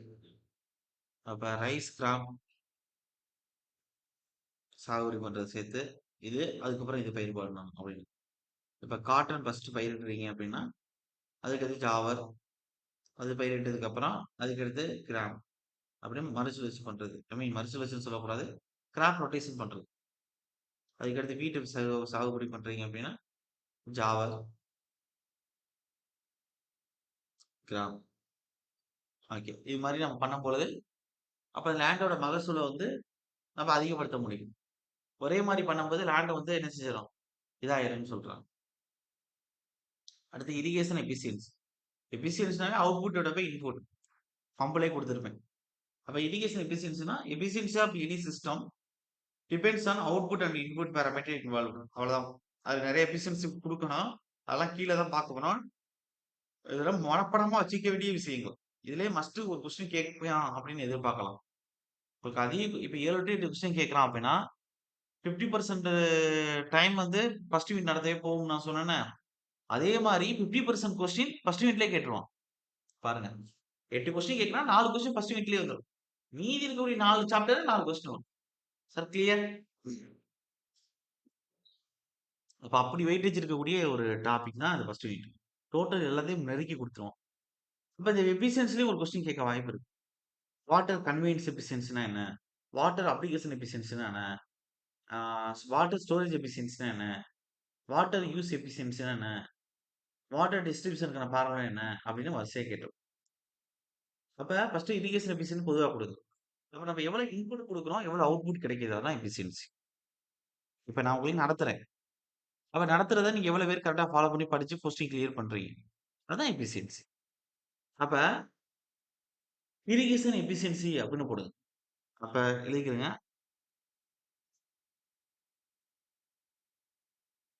இப்ப நம்ம மனிதனோட தவறு பண்ண வாய்ப்பு இருக்கு. இப்ப நம்ம வந்து பயிர் சாகுபடி பண்றோம் அப்படின்னா, நீங்க கரெக்ட்டா முறையா நீங்க பண்ணிட்டீங்க. அதுல எந்த ஒரு நோய்வாய்ப்படல, எந்த ஒரு கிளைமேட்னால பாதிப்புக்கு உட்படல அப்படின்னா, நீங்க எந்த அளவுக்கு பலன் குடுத்தீங்களோ அதுக்கான எஃபிஷியன்சி அது குடுக்கும். இன்புட்க்கு தகுந்த மாரி. அது கரெக்ட்டா குடுத்துரும். ஒண்ணும் அது வந்து நம்மள வந்து இது பண்ணுது, மகசூல் கம்மியாகுது அப்படின்னா 2டே காரணம் தான். ஒண்ணு மழை பெய்யக்கூடிய இடத்துல மழை பெய்யக்கூடாதுங்கிற நேரத்துல மழை பெய்யுறது. இல்ல மழை தேவைக்கூடிய இடங்கள்ல மழை தண்ணீர் கரெக்ட்டா இல்லாம போறது. இல்ல அப்டின்னா, நம்ம நெறைய வந்து பயிர நாசம் பண்ணக்கூடிய நோய்கள், கிருமிகள் நெறைய இருக்கும். அதனால பாதிக்கப்படும். இப்ப இந்த மாதிரியான விஷயங்கள்னால தான் அதோட எஃபிஷியன்சி குறையுமே தவிர, நம்ம குடுக்குற இன்புட்டுக்கு அவுட்புட் கரெக்ட்டா கிடைக்காதே தவிர, மத்தபடி மகசூல் நல்லா தான் இருக்கு. இந்த பாதிப்புகளுக்கு உட்படல அப்டின்னா. அப்ப இரிகேஷன் எஃபிஷியன்சின்னு போடுங்க.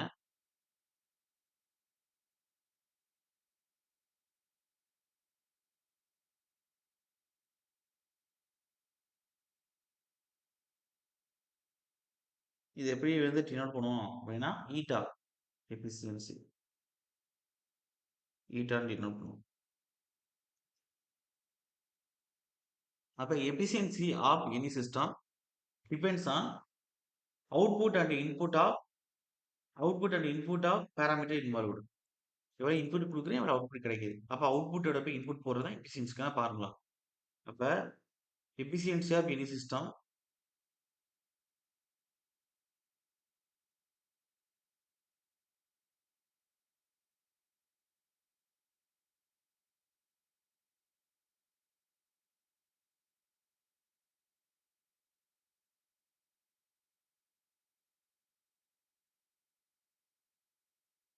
Depends on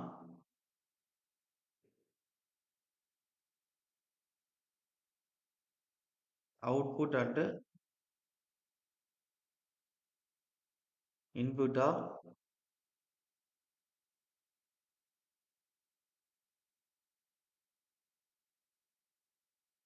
parameter involved.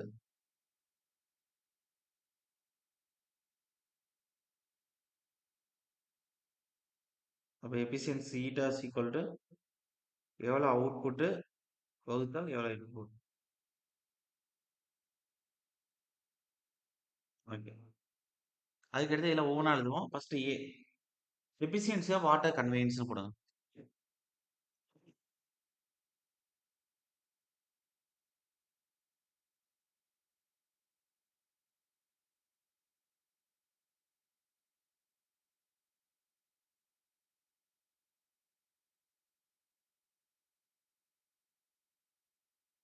Water conveyance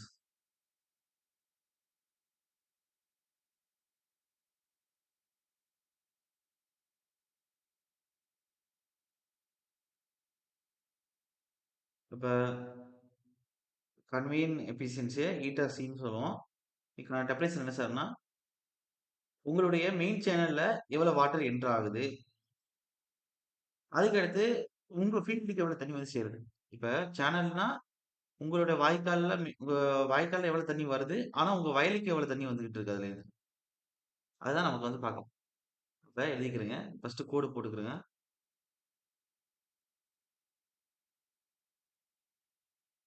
நீங்க பர்சன்டேஜ்ல வேணும் அப்படின்னா 100 பெருக்கிக்கலாம். ஃபர்ஸ்ட் உங்களுடைய வாட்டர்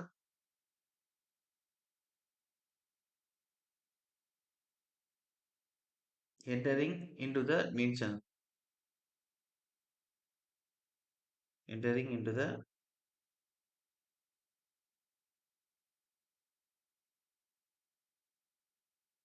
மெயின் சேனல் போடுங்க. அதுக்கடுத்து water delivery into the field, உங்க ஃபீல்டுக்கு வாட்டர் எவ்வளவு டெலிவரி பண்றீங்க. வாட்டர்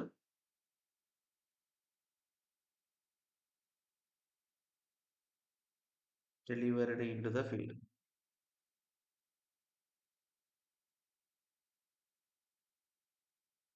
இப்போ இன்டு 100 போடுங்க. உங்களுக்கு இதை நான் கன்வீனியன்ஸ் எஃபிஷியன்சி எவ்வளவு தெரிஞ்சது.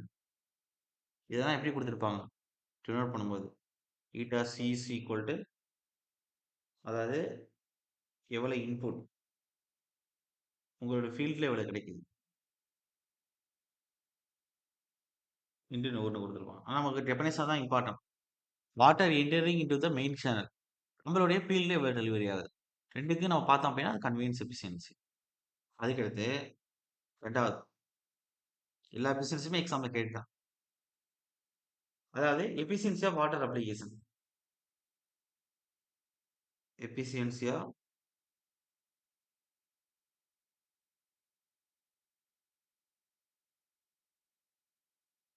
Water applications.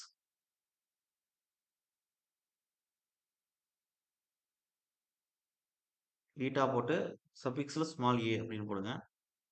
இப்போ இதுக்கு என்ன சார் அப்படின்னா எழுதிக்கிறேங்க. அப்ப ஈட்டா ஏ சீக்வல் டு, அதாவது கோடு போட்டுக்கிறேங்க,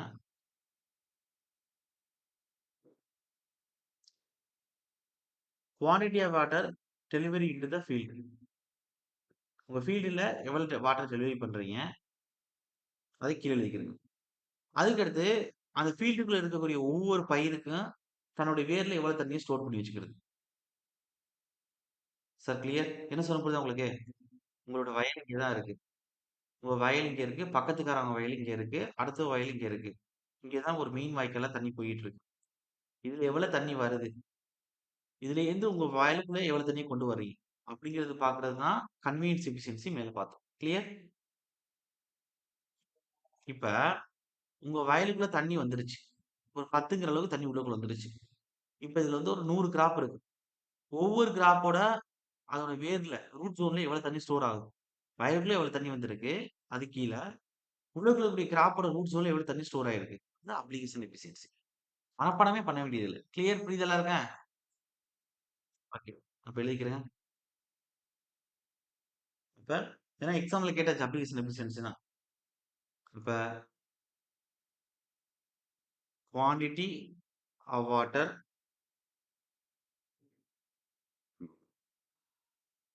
delivered into the field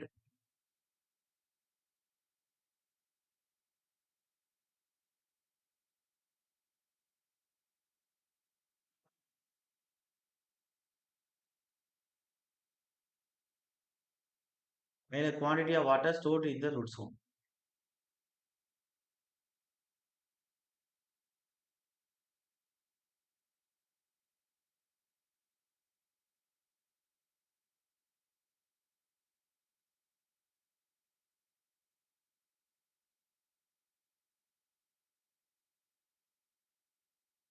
root zone என்று 100ஆல பெருக்கிக்கிறேன். அப்ப இது ஈட்டா ஏ ஈக்குவல் டு எவ்வளவு ஃபீல்ட் இதில் கொடுக்குறோம், எவ்வளவு ரூட் ஜோன்ல ஸ்டோர் ஆயிருக்கு. இந்த மேல டெஃபினேஷன்லாம் அவன் கேட்பான், பார்த்துக்கலாம். அடுத்து வாட்டர் ஸ்டோரேஜ் எஃபிஷியன்சி. அப்ப நம்ம ரூட் ஜோன்ல எவ்வளவு வாட்டர் இருக்கு? சரி, அப்படி சொல்லக்கூடாது. இப்ப இதுதான் நம்மளுடைய கிராப். அதோட வேர்னா இப்படிதான் இருக்கு உள்ளுக்குள்ள. ஓகே. இது சர்ஃபேஸ். இப்ப இதுக்கு தண்ணி வந்து எவ்வளவு தேவைன்னா 10ங்கிற அளவுக்கு தேவைப்படுது. ஆனா இதுக்கு தண்ணி எவ்வளவு போகுது? 3 தான் போகுது. இப்ப ரூட் ஜோனுக்கு எவ்வளவு தண்ணி ரெக்யர்டு தேவைப்படுது? ரூட் ஜோனுக்கு தண்ணி 3 அனுப்பியிருக்கோம். இந்த ரேஷியோ தான் water storage efficiency. Sir clear? புரியுதா? அவ்வளவுதான் முடிஞ்சிச்சு அடுத்து. அதான் எழுத போறேன். புக்லயே அதான் குடுத்துருப்பாங்க. இப்ப சி வந்து efficiency of water storage.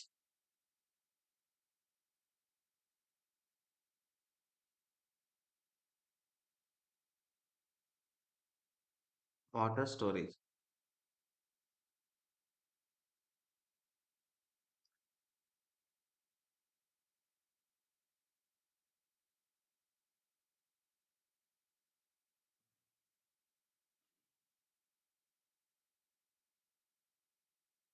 Eta எஸ்ன்னு போடுங்க.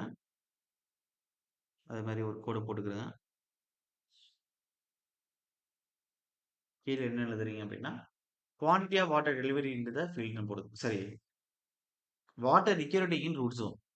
எவ்வளவு வாட்டர் நம்மளுடைய கிராப்போட ரூட் ஜோனுக்கு தேவைப்படுது. அப்ப வாட்டர் ரிக்யூர்டு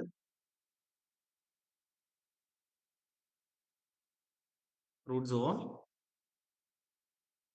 மேல எவ்வளவு வந்து வாட்டர் ஸ்டோர் பண்ணியிருக்கு ரூட் ஜோன்ல. 10ங்கிறது தேவைப்படுது. ஆனா 3ங்கிறது தான் தண்ணி குடுத்து ஸ்டோர் பண்ணி வச்சிருக்கோம். அப்ப water stored into the root zone.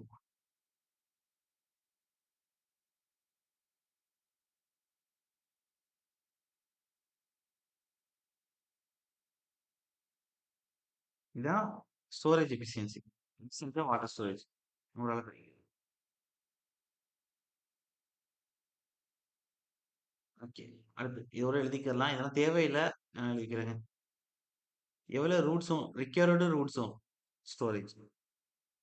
மேல ரூட் ஜோன் ஸ்டோரேஜ். இந்த 100. அடுத்து அடுத்து எழுதிக்கிறேங்க.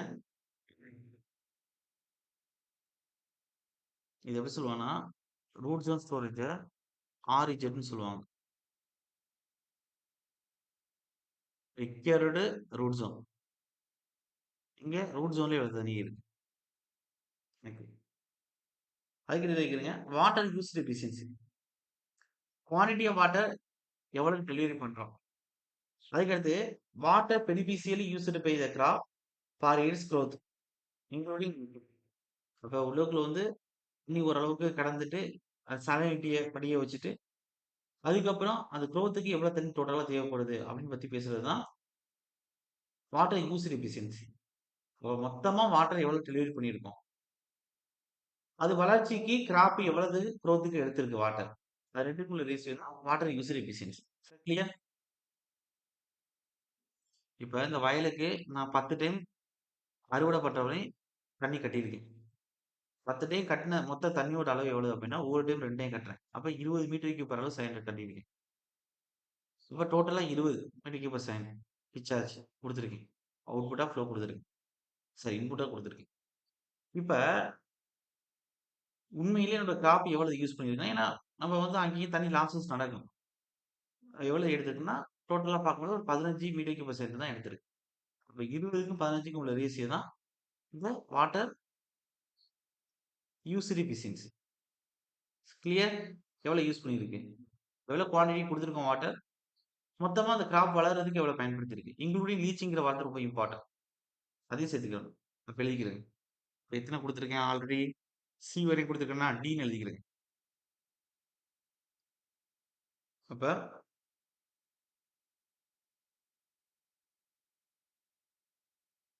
எஃபிஷியன்சி ஆஃப் வாட்டர் யூஸ்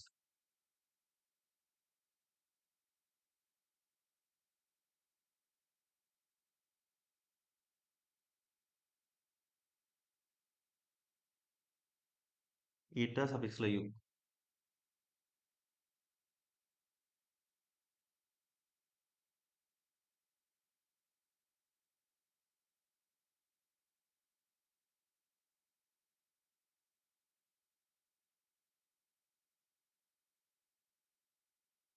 கீழே குவான்டிட்டி ஆஃப் வாட்டர் டெலிவரிடு.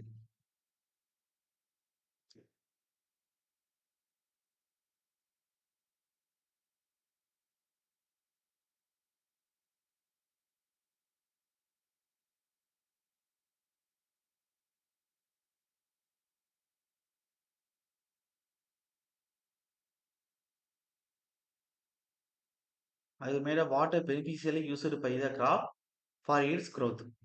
growthக்கு வாட்டர், அந்த கிராப்போட growthக்கு வாட்டர் எந்த அளவுக்கு தேவைப்படுது. ப்ளீச்சிங் இன்க்ளூட் பண்ணணும். ப்ளீச்சிங்னா என்னன்னு சொல்லிட்டேன்ல உங்களுக்கு. இப்ப தண்ணி தெளிவு மாதிரி கட்டி அது கட்டி அதுக்கப்புறம் தண்ணியை வடிப்பாங்க. அப்ப அதோட சேர்ந்து மேலாப்புல இருக்கக்கூடிய சால்ட்னா போயிடும். சாயில்ல வந்து சால்ட் இருந்துச்சுன்னா. இல்லைன்னா அங்கங்க நுரப்பட்ட மாதிரி வெளிய வெளியே திட்டு திட்டா இருக்கும். அதெல்லாம் அள்ளுவாங்க. அள்ளுவாங்கன்னா எப்படின்னா உங்களுக்கு மேலாப்புல வறண்டி அள்ளுவாங்க. அதான் லீச்சிங்னு சொல்லுவாங்க. அது முக்கியமா எங்க பண்ணுவாங்கன்னா, உங்களுக்கு சால்ட் அதிகமா இருக்கு அப்படின்னா அந்த இடத்துல பண்ணுவாங்க.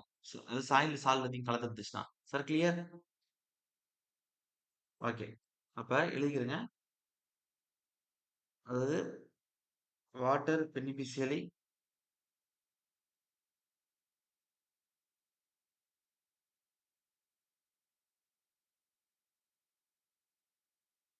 used by the crop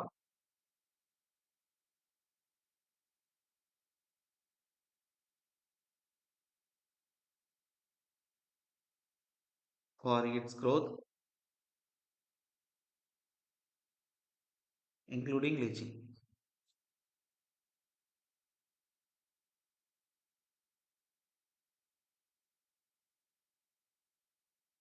into 100 போடுங்க. ஓகே. வாட்டர் யூஸ் எஃபிஷியன்சி கீழே வந்து எவ்வளோ வாட்டர் வந்து ஃப்ளோ ஆகுது, குவான்டிட்டி வாட்டர் டெலிவரிடு. மேலே இந்த அளவுக்கு வாட்டர் வந்து யூஸ் ஆகுது ஒரு கிராஃபோட வளர்ச்சிக்கு, அது வியூ இன்ட்டு. ஓகே. நம்ம எழுதியிருக்க சென்டென்ஸ் தான் முக்கியம். அதுதான் எக்ஸாம்பிள் டார்கெட் பண்ணுவோம். கேட்டிருக்கான், எல்லாமே கேட்டாச்சு எனக்கு தெரிஞ்சு. ஏபிசிடி மூணுமே கேட்டாச்சு, நாலுமே கேட்டாச்சு. கன்வீனியன்ஸ் எஃபிஷியன்சி ஃபர்ஸ்ட் சொன்னேன், அப்ளிகேஷன் எஃபிஷியன்சி ரெண்டாவது சொன்னேன், ஸ்டோரேஜ் எஃபிஷியன்சி மூணாவது சொன்னேன், இப்போ வாட்டர் யூசர் எஃபிஷியன்சி நாலாவது சொல்லியிருக்கேன். நாலுமே கேட்டாச்சு. அஞ்சாவதுமே ப்ராப்ளம் கேட்டிருக்கு. இது நிறைய பேர் எழுதியிருக்க மாட்டாங்க. எழுதிக்கிறீங்க, அந்த புத்தர் ஸ்டாண்டர்ட் புக்ல இருக்கும். அஞ்சாவது ப்ராப்ளம் கேட்டிருக்கு. என்ன சார் அப்படின்னா வாட்டர் டிஸ்ட்ரிபியூஷன் ஆகும் யூனிஃபார்ம் கோஎஃபிஷியன்ட்கான ஃபார்முலா. ஸ்ட்ரெயிட் ஃபார்முலா தான். அதாவது ஈன்னு போட்டுக்கிறேங்க. எஃபிஷியன்சி ஆஃப் வாட்டர் டிஸ்ட்ரிபியூஷன் இல்ல யூனிஃபார்ம் கோஎஃபிஷியன்ட் சொல்லுவாங்க.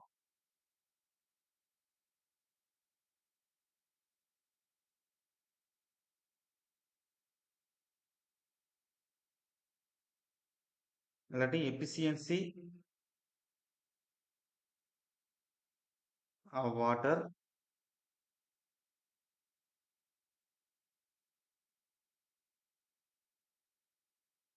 Distribution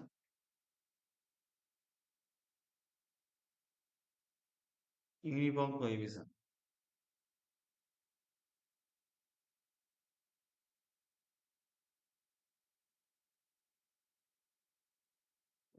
Efficiency of water distribution eta D equal to 1 minus D வகுத்தல் D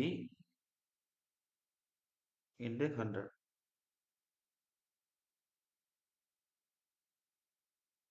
அப்ப Dங்கிறது என்ன சார் அப்படின்னா mean depth of water stored during irrigation. Capital Dங்கிறது.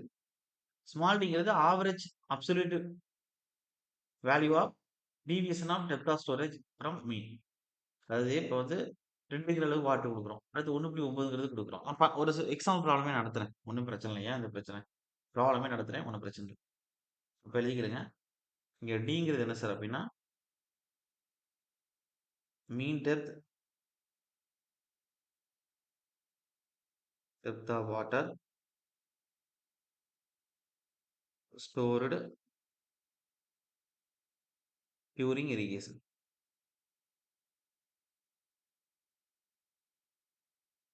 அதுக்கடுத்து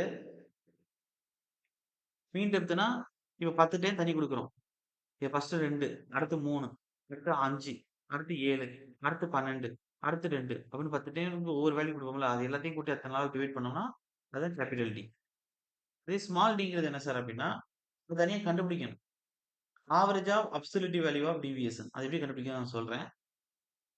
average of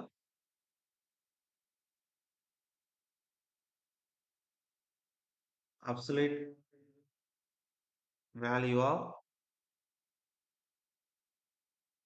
deviation of depth of storage from mean. Depth of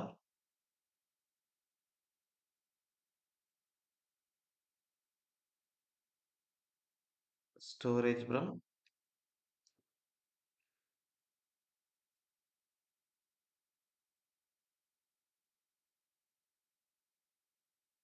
okay. இப்போ அடுத்து ஒரு problem எழுதிக்கிறேங்க. Right.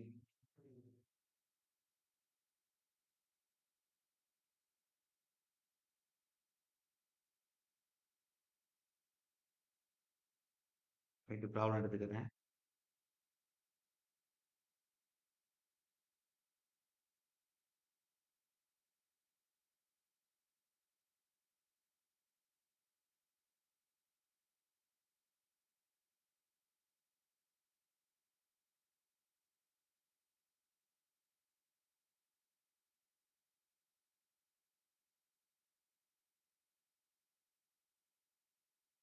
Problem number 1ன்னு போட்டுக்கிறேங்க.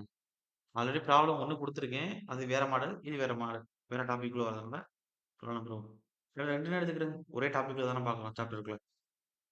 அதாவது the depth of water stored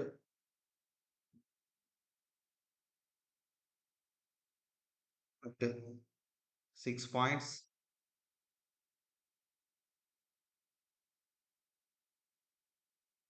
in a field are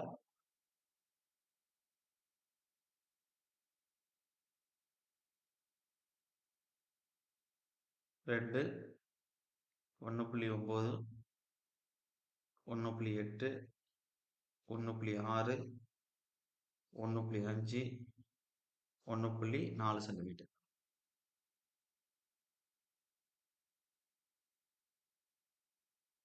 To find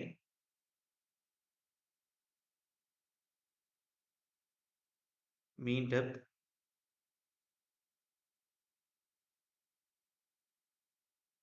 average deviation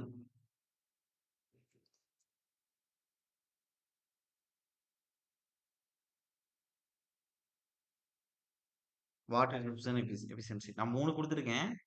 அவன் ஸ்ட்ரெயிட்டா water distribution efficiency கண்டுபிடிச்சிடுவான். அதுக்கு இது 3 மேல உள்ள மீன் டெப்த் ஆவரேஜ் டிவியேஷன் வந்து கண்டுபிடிச்சான். அவன் ஸ்ட்ரெயிட்டா வாட்டர் 3வது தான் கேட்பான். Water distribution efficiency.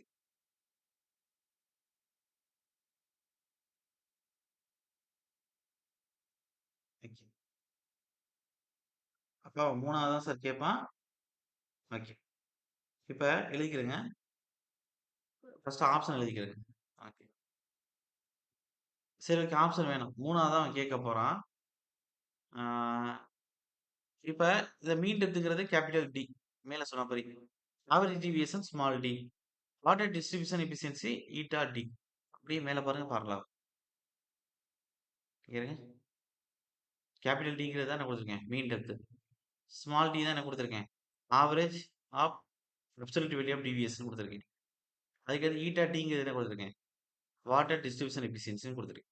அப்ப எல்லாமே குடுக்கப்பட்ட வேல்யூஸ் எல்லாத்தையும் நல்லா பாத்துக்கிறங்க ஒரு டைம். அப்ப இதுதான் ஃபார்முலா. இப்ப இந்த இந்த இந்த டி பிரச்சனை இல்ல. இந்த டியும் பிரச்சனை இல்ல. ஆனா எப்படி கண்டுபிடிக்கணும்னு ஒரு டைமாச்சும் தெரிஞ்சிருக்கணும்ல. கொஸ்டின் கேட்கறான்னா, நமக்கு அப்ளை ஃபார்முலா தெரியுது. அப்ளை பண்ண தெரியும்ல. இப்ப எவ்வளவு குடுத்திருக்கான்? The depth of water stored at the 6 point in a field. 6 புள்ளிகள ஒவ்வொரு டைம் 1, 2, 3, 4, 5, 6. ஃபர்ஸ்ட் மீன் டெப்த் கண்டுபிடிக்கணும். மீன் டெப்த்னா எல்லாத்தையும் கூட்டி எத்தன நம்பர் அதெல்லாம் இப்ப 6னா 6யும் கூட்டி 6ஆல டிவைட் பண்ணணும். ஃபர்ஸ்ட் மீன் டெப்த் கண்டுபிடிக்கணுமா? அப்ப D is equal to capital D is equal to first என்ன இருக்கு 2. அடுத்து 1.9. அடுத்து 1.8. அடுத்து 1.6. அடுத்து 1.5. அடுத்து 1.4. எல்லாத்தையும் சம்மேஷன் பண்ணுங்க. ஐ மீன் கூட்டுங்க. அதுக்கடுத்து 6யும் கூட்டி 6ஆல டிவைட் பண்றது தான் ஆவரேஜ். மீன் டெப்த் கண்டுபிடிக்கிறது. அப்ப 6ஆல டிவைட் பண்ணுங்க. அப்ப மொத்த வேல்யூ கூட்டுனா உங்களுக்கு ஒரு வேல்யூ வரும். அது 6ஆல டிவைட் பண்ணுவது 1.7 அப்படின்னு கிடைக்கும். சென்டிமீட்டர் தான் அவன் குடுத்திருக்கான். அப்ப சென்டிமீட்டர். அதுக்கடுத்து இப்பதான் விஷயமே. ஆவரேஜ் டீவியேஷன் எப்படி சார் ஸ்மால் டி கண்டுபிடிக்கணும் அப்படின்னா, நல்லா கவனிங்க. அதாவது ஒவ்வொரு வேல்யூலருந்து உங்களுடைய இந்த 1.7 கழிக்கணும். ஃபர்ஸ்ட் என்ன இருக்கு? பாயிண்ட் 6 பாயிண்ட்ல 2 இருக்கு. அப்ப 2லேருந்து 1.7. அப்ப 2லேருந்து 1.7 கழிங்க. Close bracket. பிளஸ் அடுத்து 1.9லேருந்து 1.7 கழிங்க. Close bracket. அடுத்து 1.8லேருந்து 1.7 கழிங்க. Close bracket. அடுத்து பிளஸ் எல்லாத்துலயும் அப்படிதான். சின்ன நம்பர்லேருந்து கழிச்சாலும் மைனஸ்ல வரும்ல அப்படியே எடுத்துக்க வேண்டியதுதான். 1.6லேருந்து 1.7 கழிங்க. அதுக்கடுத்து என்ன இருக்கு? 1.5லேருந்து 1.7 கழிங்க. 1.4லேருந்து 1.7 கழிங்க. அப்ப எல்லாத்தையும் கழிச்சிட்டு வகுத்தல்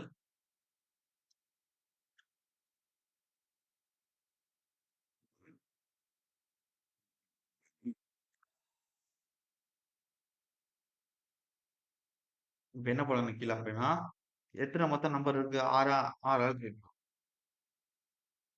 அப்படி போட்டீங்கன்னா ஃபைனல் அவுட்புட் வந்து 0.2 சென்டிமீட்டர் கிடைக்கும். இப்ப நமக்கு என்ன ஃபார்முலா? அதாவது நமக்கு கேப்பிட்டல் டி மீன் டெப்த்க்கு தெரிஞ்சிருச்சு. ஸ்மால் டி ஆவரேஜ் டீவியேஷன்க்கு தெரிஞ்சிருச்சு. ஆனா நமக்கு வாட்டர் டிஸ்ட்ரிபியூஷன் எஃபிஷியன்சி தான் வேணும். ஃபார்முலா என்ன? வாட்டர் டிஸ்ட்ரிபியூஷன் எஃபிஷியன்சி ஈட்டா சஃபிக்ஸ்ல டி போட்டு ஸ்மால் டி போட்டு open bracket 1 minus small D அதாவது average deviation mean depth capital D close bracket. Percentage வேணும்னா 100ஆல பெருக்கிக்கிறேன். இப்ப அப்ளை பண்ணுங்க சார் வேல்யூ. இப்ப ஓப்பன் பிராக்கெட் 1 மைனஸ் மேல என்ன வரும்? 0.2 ஸ்மால் டி கீழ டிங்கிறது 1.7 அது சென்டிமீட்டர்ல தான் குடுத்திருக்கான். இன்டு 100. அப்ப இந்த 1.7 குறுக்கு பெருக்கல் பண்ணா 1.7லேருந்து 0.2 கழிக்கணும். அது மேல வந்து 1.5 கிடைக்கும். கீழ 1.7 இருக்கும். இன்டு 100ஆல பெருக்கிக்க வேண்டியதுதான். அத பெருக்குனா நமக்கு ஃபைனலா அவுட்புட் என்ன வருது அப்படின்னா 88.23% அப்படின்னு கிடைக்குது. Water distribution efficiency. Sir clear? எல்லாரும் புரியுதா? ஓகே. அவ்வளவுதான். அப்ப இந்த சின்ன ப்ராப்ளம் தான். ஆனா, ஃபார்முலா மனப்பாடமா இருந்திருக்கணும். அதே சேம் டைம் நமக்கு ஓரளவுக்கு தெரிஞ்சிருக்கணும். இந்த கொஸ்டின் கேட்டா அப்படிதான் அப்ரோச் பண்ணணும். இன்னும் கரெக்ட்டா ஒரு 3 பக்கம் இல்ல. ஒரு 2 1/2 பக்கத்துல கிளாஸ் முடிச்சிடலாம். ஃபர்ஸ்ட் யூனிட் முடிச்சிடலாம். அதுக்கடுத்து உங்களுக்கு கேனால் இரிகேஷன் சிஸ்டம்ங்கிறது டக்கு டக்குனு ஃபார்முலா தான் எனக்கு தெரிஞ்சு அதிகம் கேட்பான். இதெல்லாம் அந்த தியரி பாயிண்ட்ஸ் கொஞ்சம் தூரம் குடுத்துட்டு டக்குனு முடிச்சிடலாம். அடுத்த நாள் டக்கு டக்குனு முடியும் சார். இது தான் கொஞ்சம் பெருசு. அடுத்து கேனால் இரிகேஷன் டிசைன் இருக்கும். அதுக்கடுத்து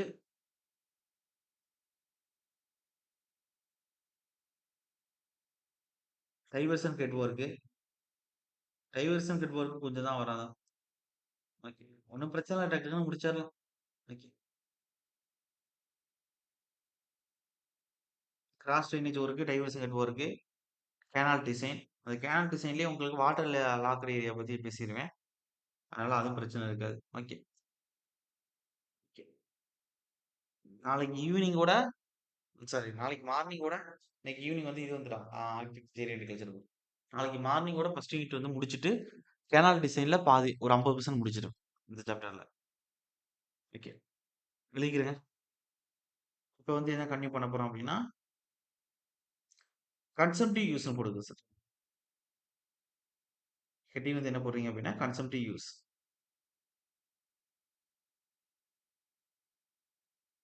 அப்ப எவாபோ டிரான்ஸ்பிரேஷன் சொல்லுவாங்க இல்ல கன்சம்டிவ் யூஸ்ன்னு சொல்லுவாங்க. அப்ப எவாபரேஷன்னா வாட்டர் வந்து அப்படியே எவாபரேட்டர் ஆகுறது. டிரான்ஸ்பிரேஷன்னா இப்ப சாயிலுக்குள்ள வாட்டரை வந்து மரத்தோட வேர் வந்து என்ன செய்யுது அதை உறிஞ்சி மேல கொண்டு வந்து இலைகளுக்கு கொண்டு வருது. அப்ப இலைகள் வந்து என்ன செய்யுது அதுல இருக்கக்கூடிய தண்ணி வந்து அட்மாஸ்பியர்ல ஆவியாகுது. அதான் டிரான்ஸ்பிரேஷன் சொல்லுவாங்க. எவாபரேஷன்னா சுத்தி இருக்கக்கூடிய வாட்டர். இப்போ உங்களுக்கு ஒரே லைன்ல புரியணும்னா இப்ப நீங்க ஒரு இடத்துல நிக்கிறீங்க. இங்க ஒரு மரம் இருக்கு. மழை பெய்யுது. மரத்த சுத்தி இருக்கக்கூடிய பிளேஸ்ல தான் தண்ணி இங்க வந்து பற்றுது. இப்ப வெயில் அடிக்குது. சைடுல இருக்கக்கூடிய இந்த தண்ணினா அப்படியே வெயில்ல காயுது. சர்ஃபேஸ் அப்படின்னு அர்த்தம். இதுல இருக்கக்கூடிய மாய்ச்சர்னா எவாபரேட் ஆகுது. இது எவாபரேஷன். கிளியர்? புரிதலா இருக்கா? இப்ப இந்த மரத்தோட வேர் வந்து கீழ வந்து இப்படி இருக்கு. இந்த மரத்தோட வேர். இப்ப மழை பெய்யும்போது தண்ணிய இந்த மரத்தோட வேர் குடிச்சு, அது அப்படியே மேலாப்புல உறிஞ்சு கொண்டு வருது. இந்த இலைகளுக்குன்னா கொண்டு போய் சேர்க்குது. தண்டு இலைகள். இப்ப அடுத்த நாள் வெயில் அடிக்கும்போது, இந்த தண்டுகள்ல இருக்கக்கூடிய அந்த நீர்த்துளிகள்லாம் எவாப்பரேட் ஆகி மேல போகுது. மரத்தோட வேர் மூலம் உறிஞ்சு கொண்டு வந்து இலைகள் வச்சிருக்கக்கூடிய தண்ணிலாம் குறிப்பிட்ட அளவு என்ன செய்யுது? எவாப்பரேட் ஆகி மேல போகுது. இது டிரான்ஸ்பிரேஷன். இந்த எவாப்பரேஷனும், இந்த டிரான்ஸ்பிரேஷன் சேர்ந்தது தான் எவாப்பர் டிரான்ஸ்பிரேஷன். அதாவது கன்செப்ட் யூஸ். கிளியர்? ஓகே. அவ்வளதான் விஷயம். அப்ப எழுதிக்கிறேங்க. இத அழிச்சர்றேன்.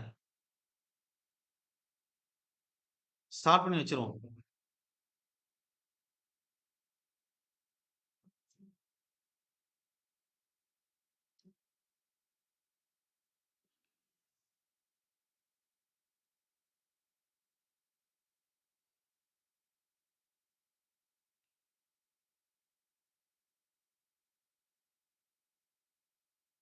என்ன எழுதிக்கிறேங்க. எவாப்பர் டிரான்ஸ்பிரேஷன் ஆர் கன்செப்ட் யூஸ்ன்னு போடுங்க. சி சஃபிக்ஸ்ல யூ அப்படின்னு மென்ஷன் பண்ணுவாங்க.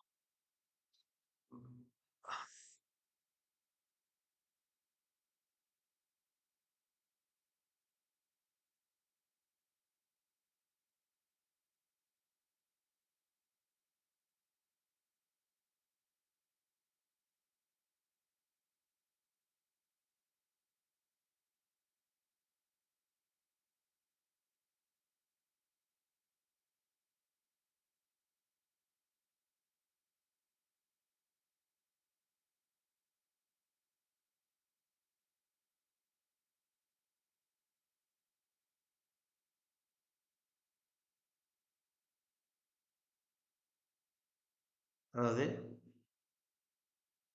it is maybe defined as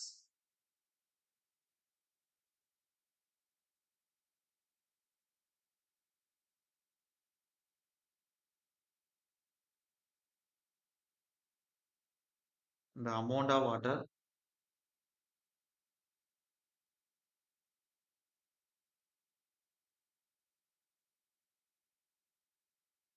used in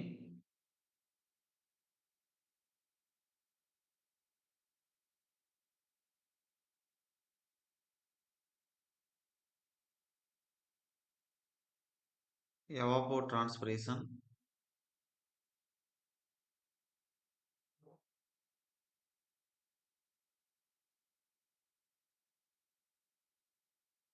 from an area under vegetation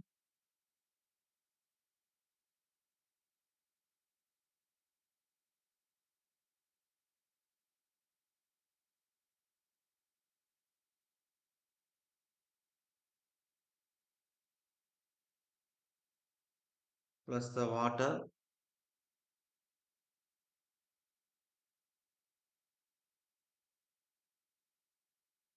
used by the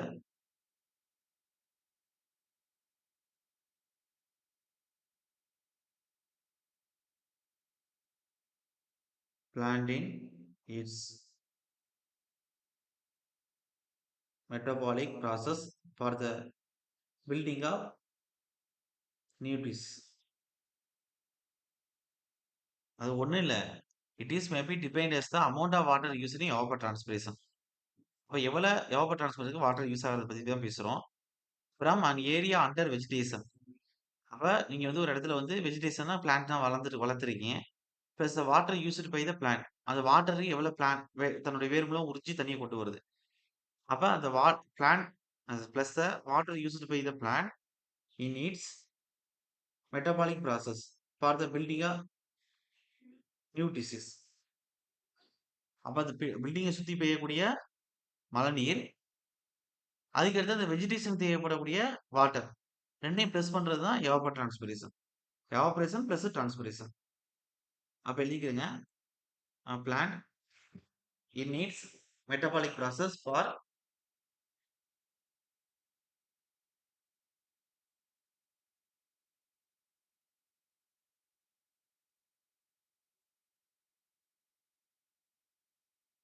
the building of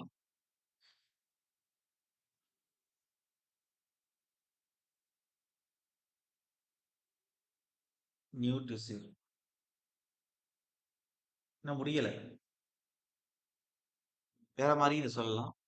இப்ப since the quantity of water required by the plant for its metabolic activity is very small.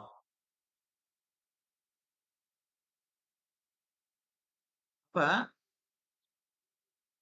நம்மளுடைய பிளான்ட்டுக்கான metabolic ஆக்டிவிட்டிக்கான water ரொம்ப கம்மி தான். மீதி இருக்கக்கூடிய water தான் இலைகள் மூலமா டிரான்ஸ்பர் ஆகி மேல போயிடுது. அப்ப நம்ம என்ன செய்யலாம்? இப்ப கன்சம்ப்டிவ் யூஸ் எவாப்பர் டிரான்ஸ்பிரேஷன் கூட ஈக்குவல் பண்ணலாம்.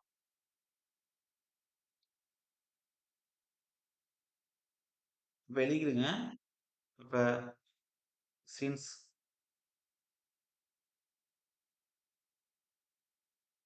the quantity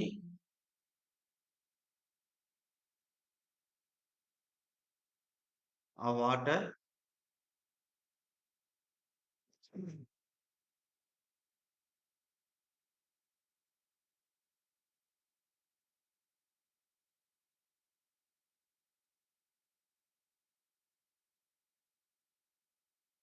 அதாவது ஒரு விஷயத்தை நீங்க புரிஞ்சுக்கணும். அதாவது மேல கொடுத்திருக்கக்கூடிய அந்த எவாப்பர் பிரச்சனை கொடுத்திருக்கோம். எவாப்பர் டிரான்ஸ்பிரேஷன் ஆர் கன்சம்ப்டிவ் யூஸ்னு கொடுத்திருக்கோம். ஓகே, பயன்பாட்டு நீரை தான் கன்சம்ப்டிவ் யூஸ். அந்த யூஸ்னே கொடுத்துருக்காங்க. கன்சம்ப்டிவ்னா நம்மளோட பயன்பாட்டுக்கு எந்த அளவு நீர் பயன்படுத்தியிருக்கோம். அப்ப ஒரு இடத்துல மழை பெய்யுதுன்னா அந்த மண்ணுலேருந்து தண்ணி இருக்கும், ஈரப்பதமா இருக்கும், அது டைரக்டா ஆவியாகி போறது எவாபரேஷன் சொன்னோம். அதே அந்த பக்கத்துல இருக்கக்கூடிய கிராப்புகள்லாம் பிளான்ட்லாம் தன்னுடைய வேர் மூலமா தண்ணியை உறிஞ்சி மேல இலைகளுக்கும் தண்டுகளுக்கும் கொண்டு வந்திருக்கும். அதுல இருக்கக்கூடிய நீர் அங்கேருந்து ஆவியாகி போறத டிரான்ஸ்பிரேஷன் சொன்னோம். அப்ப எல்லா தண்ணியும் போயிருமா சார் அப்படின்னா அப்படி இல்ல. அந்த தாவரத்துக்குள்ள டிஷ்யூஸ்ன்னு சொல்லுவோம்ல, திசுக்கள், அதுக்கு கொஞ்சம் தண்ணி எடுத்துக்கிறோம். ரொம்ப கம்மியான அளவு தான் அதை எடுத்துக்கிறோம். மீதி தண்ணி தான் என்ன செய்யும்? எவாப்பரேட் ஆகி மேல போயிரும். இதுதான் என்ன சொல்றாங்க அப்படின்னா, எவாப்பர் டிரான்ஸ்பிரேஷன் சொல்றாங்க. கன்செப்ட் யூஸ்ன்னு சொல்றாங்கன்னு சொன்னேன். அப்ப தாவரத்திற்கு வளர்ச்சிக்கு எடுத்துக்கக்கூடிய தண்ணியோட அளவு கம்மி. மீதி இருக்கிற தண்ணி தான் எவாப்பரேட் ஆகி போயிரும்னு சொன்னேன். அப்ப ரொம்ப கம்மியா இருக்கிறதுனால அத நம்ம வந்து கன்சிடர் பண்ண மாட்டோம் அந்த வேல்யூவ. கன்செப்ட் ஈஸ் ஈக்குவல் எவாப்பர் டிரான்ஸ்பிரேஷன் எடுத்துக்கிறோம். அந்த லாஸ கன்சிடர் பண்ண மாட்டோம். அப்ப எந்த அளவுக்கு தண்ணி வந்து சாயில்ல படுதோ, மரம் வேர் மூலமா உறிஞ்சு எடுக்குதோ, அது எல்லாமே என்ன ஆகும் அப்டின்னா, அப்படியே டிரான்ஸ்பரேட் ஆயிரும். எவாப்பரேஷனும் பிளஸ் டிரான்ஸ்பிரேஷன் நடக்கும் அப்படின்னு சொல்லிருவாங்க. சார் நான் என்ன சொல்றேன்னு உங்களுக்கு புரியலன்னு நெனைக்கிறேன். அது ஒண்ணும் இல்ல சார். மழை பெய்யுது. இதான் உங்க வீட்டுக்கு பக்கத்துல இருக்கக்கூடிய ஒரு மரம் இருக்குது. இங்க என்ன மழை தண்ணி பட்டிருக்கு.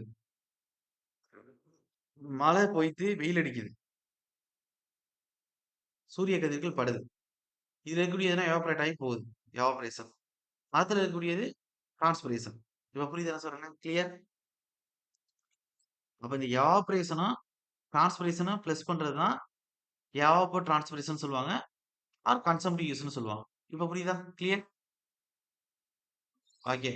இப்ப இந்த டிரான்ஸ்பிரேஷன்ல மரத்துல இருந்து வெளில போறது தான் டிரான்ஸ்பிரேஷன். ஆனா மரம் என்ன செய்யும்னா, வேறு மூலம் உறிஞ்சு கொண்டு வந்த தண்ணிய, இப்ப 10ங்கிற அளவு உறிஞ்சு கொண்டு வருது அப்படின்னா, அதுல 1 வந்து அது தன்னுடைய வளர்ச்சி திசுக்களோட வளர்ச்சிக்கு எடுத்துக்கிறோம்.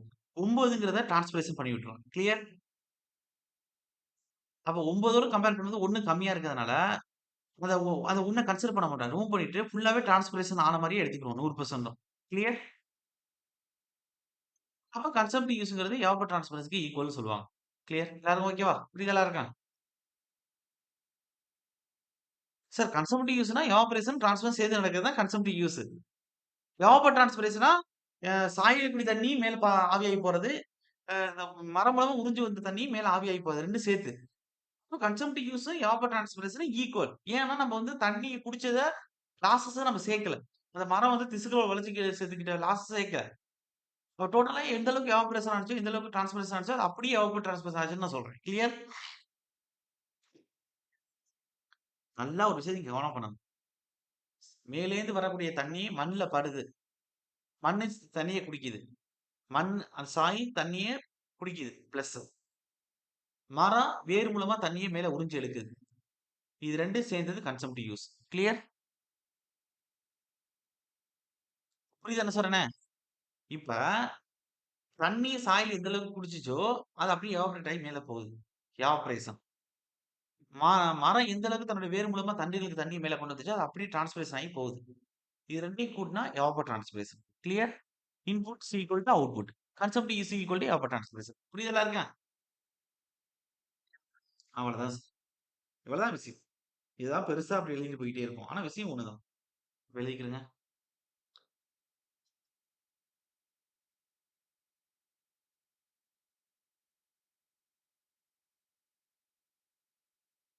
Since the quantity of water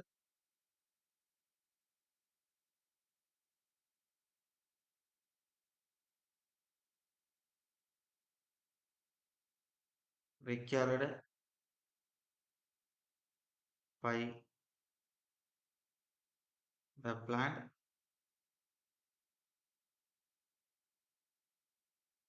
for its metabolic activity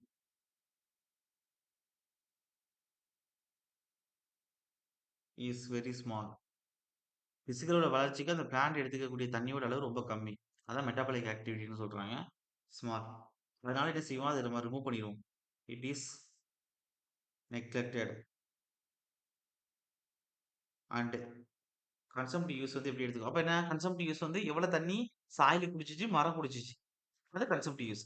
அது அப்படியே என்ன ஆகுது? எவாப்பரேட் ஆயிருது. அப்ப கன்சம்ப்டிவ் யூஸ் எவாப்போ டிரான்ஸ்பிரேஷனுக்கு ஈக்குவல். அப்ப அண்ட் consumptive use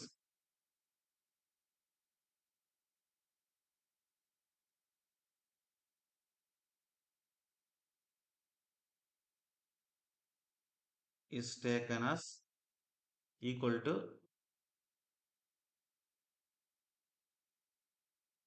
evapotranspiration.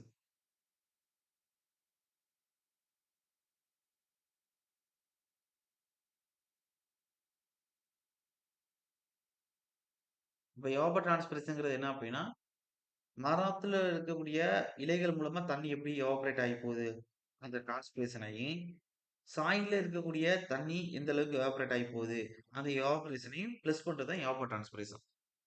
அப்ப எவாப்போ டிரான்ஸ்பிரேஷன்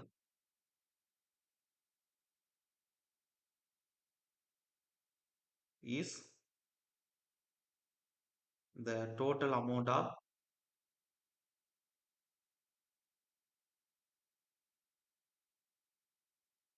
அப்ப இந்த இடத்துல என்ன எழுதியிருக்கேன்? அதாவது கன்சம்ப்டிவ் யூஸ்ங்கிறது ஈக்குவல் டு எவாப்போட்ரான்ஸ்பிரேஷன். இப்ப இங்க தான் கன்சம்ப்டிவ் யூஸ் CU ஈக்குவல் டு எவாப்போட்ரான்ஸ்பிரேஷன் எழுதலாம். ஒரே லைன்ல மேல எழுதின பேராகிராஃப் உங்களுக்கு புரிஞ்சிரும். Sir clear? மேல உள்ள பாராகிராஃப். இப்ப இந்த பாராகிராஃப். இதுக்கும் ஒரே லைன்ல கீழ எழுதிருவேன். Evapotranspiration is the total amount of water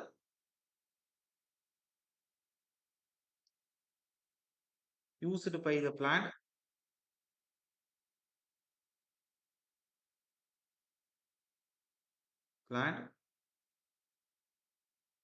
in transpiration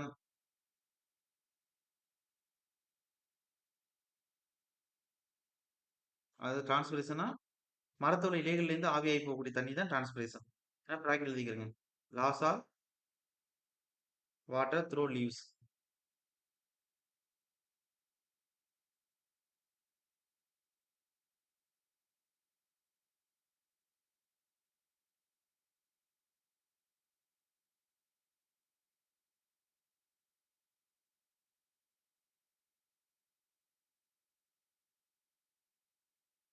evaporation பதம் adjacent soil or other water sources or other water sources. Okay.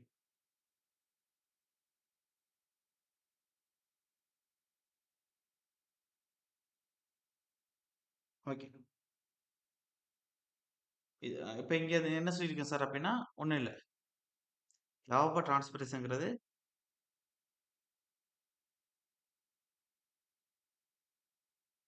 உங்களுடைய டிரான்ஸ்பிரேஷனா பிளஸ் எவாபரேஷனும் சேர்ந்தது அப்படின்னு சொல்லியிருக்கேன். அவ்வளவுதான். டிரான்ஸ்பிரேஷனா மரத்தோட இலைகள் மூலமா இருக்கக்கூடிய தண்ணி ஆவியாகி போறது. எவாபரேஷன்னா மரத்தை சுத்தி இருக்கக்கூடிய சாயில இருந்து தண்ணி வந்து ஆவியாகி போறது. Evapotranspiration. Clear? Okay. Okay sir. இதோட நான் வந்து முடிக்கிறேன். இன்னும் வந்து ஒரு 1 ஹவர் கிளாஸ் இருக்குன்னு நினைக்கிறேன். முடிச்சுட்டு அடுத்த கிளாஸ்லயே வந்து கேனால் இரிகேஷன் சிஸ்டமும் ஸ்டார்ட் பண்ணி ஒரு 50% முடிச்சிடுவேன். இனிமே இருக்கிறதுனா டக்கு டக்குன்னு முடியும் டாபிக் தான். ஓகே. அதனால வந்து உங்களுக்கு இதுதான் இன்னைக்கு 3வது செஷன் நினைக்கிறேன். நாளைக்கு 4 செஷன் தேவைப்பட்டுச்சு லாஸ்ட் பேட்சுக்கு. இப்போ இந்த பேட்ச் கொஞ்சம் ஸ்பீடாவே தான் நடத்துறேன். அதனால வந்து 3 செஷன்ல முடிப்பேன்னு நினைக்கிறேன் நாளைக்கு. பார்ப்போம். முடிச்சிட்டோம் அப்படின்னா உங்களுக்கு மொத்தம் 8 கொஸ்டின். அப்ப உங்களுக்கு 6 டூ 7 செஷன் இல்ல 8 செஷன் நடத்தி தான் ஆகணும். ஓகே. அது செஷன் வந்து கரெக்ட்டா கொண்டு போய் தான் ஆகணும். கொண்டு போகணுங்கிறதுக்காண்டி இல்ல. அந்த அளவுக்கு உங்களுக்கு கன்டென்ட் இருக்கும். அந்த செஷன் வந்துரும்னு நான் சொல்றேன். கொஸ்டினுக்கு தகுந்த மாரி தான் சார் கிளாஸ் இருக்கும். அத மைண்ட்ல எப்பவுமே வச்சுக்கிருங்க. இதே 2டே செஷன்லயோட எஜுகேஷன் நடத்துறவங்கலாம் இருப்பாங்க சிலவங்க. அதுனா என்னன்னா, ஃபர்ஸ்ட் யூனிட்ட ஒரு 1/2 மணி நேரத்துல முடிச்சு விட்டுருவாங்க. இப்ப இந்த அளவுக்கு இருக்குன்னு பார்த்துக்கங்க. அது நம்மளோட பாயிண்ட் ஆஃப் வியூ அப்படி இல்ல. ஸ்டாண்டர்ட் புக்ல என்ன இருக்கோ அத நான் உங்களுக்கு அப்படியே குடுத்துருவேன். அத நீங்க கரெக்ட்டா ஃபாலோ பண்ணிக்கிறங்க அவ்வளவுதான். என்னோட பாயிண்ட் ஆஃப் வியூ அதான். ஓகேவா? 100% கொஸ்டின் இதுலேருந்து தான் வரும். ஆனா விஷயம் என்னன்னா, நீங்க இது எல்லாத்தையும் நீங்க கரெக்ட்டா படிச்சிருந்தீங்கன்னா, 3% சிலபஸ் கவர் ஆயிருக்கு. 100% கொஸ்டின் இதுக்குள்ளயே தான் இருக்கு. கொஞ்சம் ஒரு 4 கொஸ்டின், 5 கொஸ்டின் வேணா குருட்டுத்தனமா அவங்க எங்கேயோ ஒரு புக்ல இருந்து கட் பண்ணி ஒட்டியிருக்கலாமே தவிர, 190 டூ 195 கொஸ்டின் இதுக்குள்ள தான் இருக்கு. டெக்னிக்கல பொறுத்தவரை. உறுதியா சொல்றேன். கிளியர்? புரிதலா இருக்கா? ஓகே. Okay sir. இதோட நான் ஸ்டாப் பண்றேன். டவுட் இருக்கக்கூடியவங்க இருக்க மத்தவங்க கிளம்புங்க sir. Thank you sir. Okay. Doubt இருக்கா யாருக்கா? Okay sir. ஓகே. ஓகே.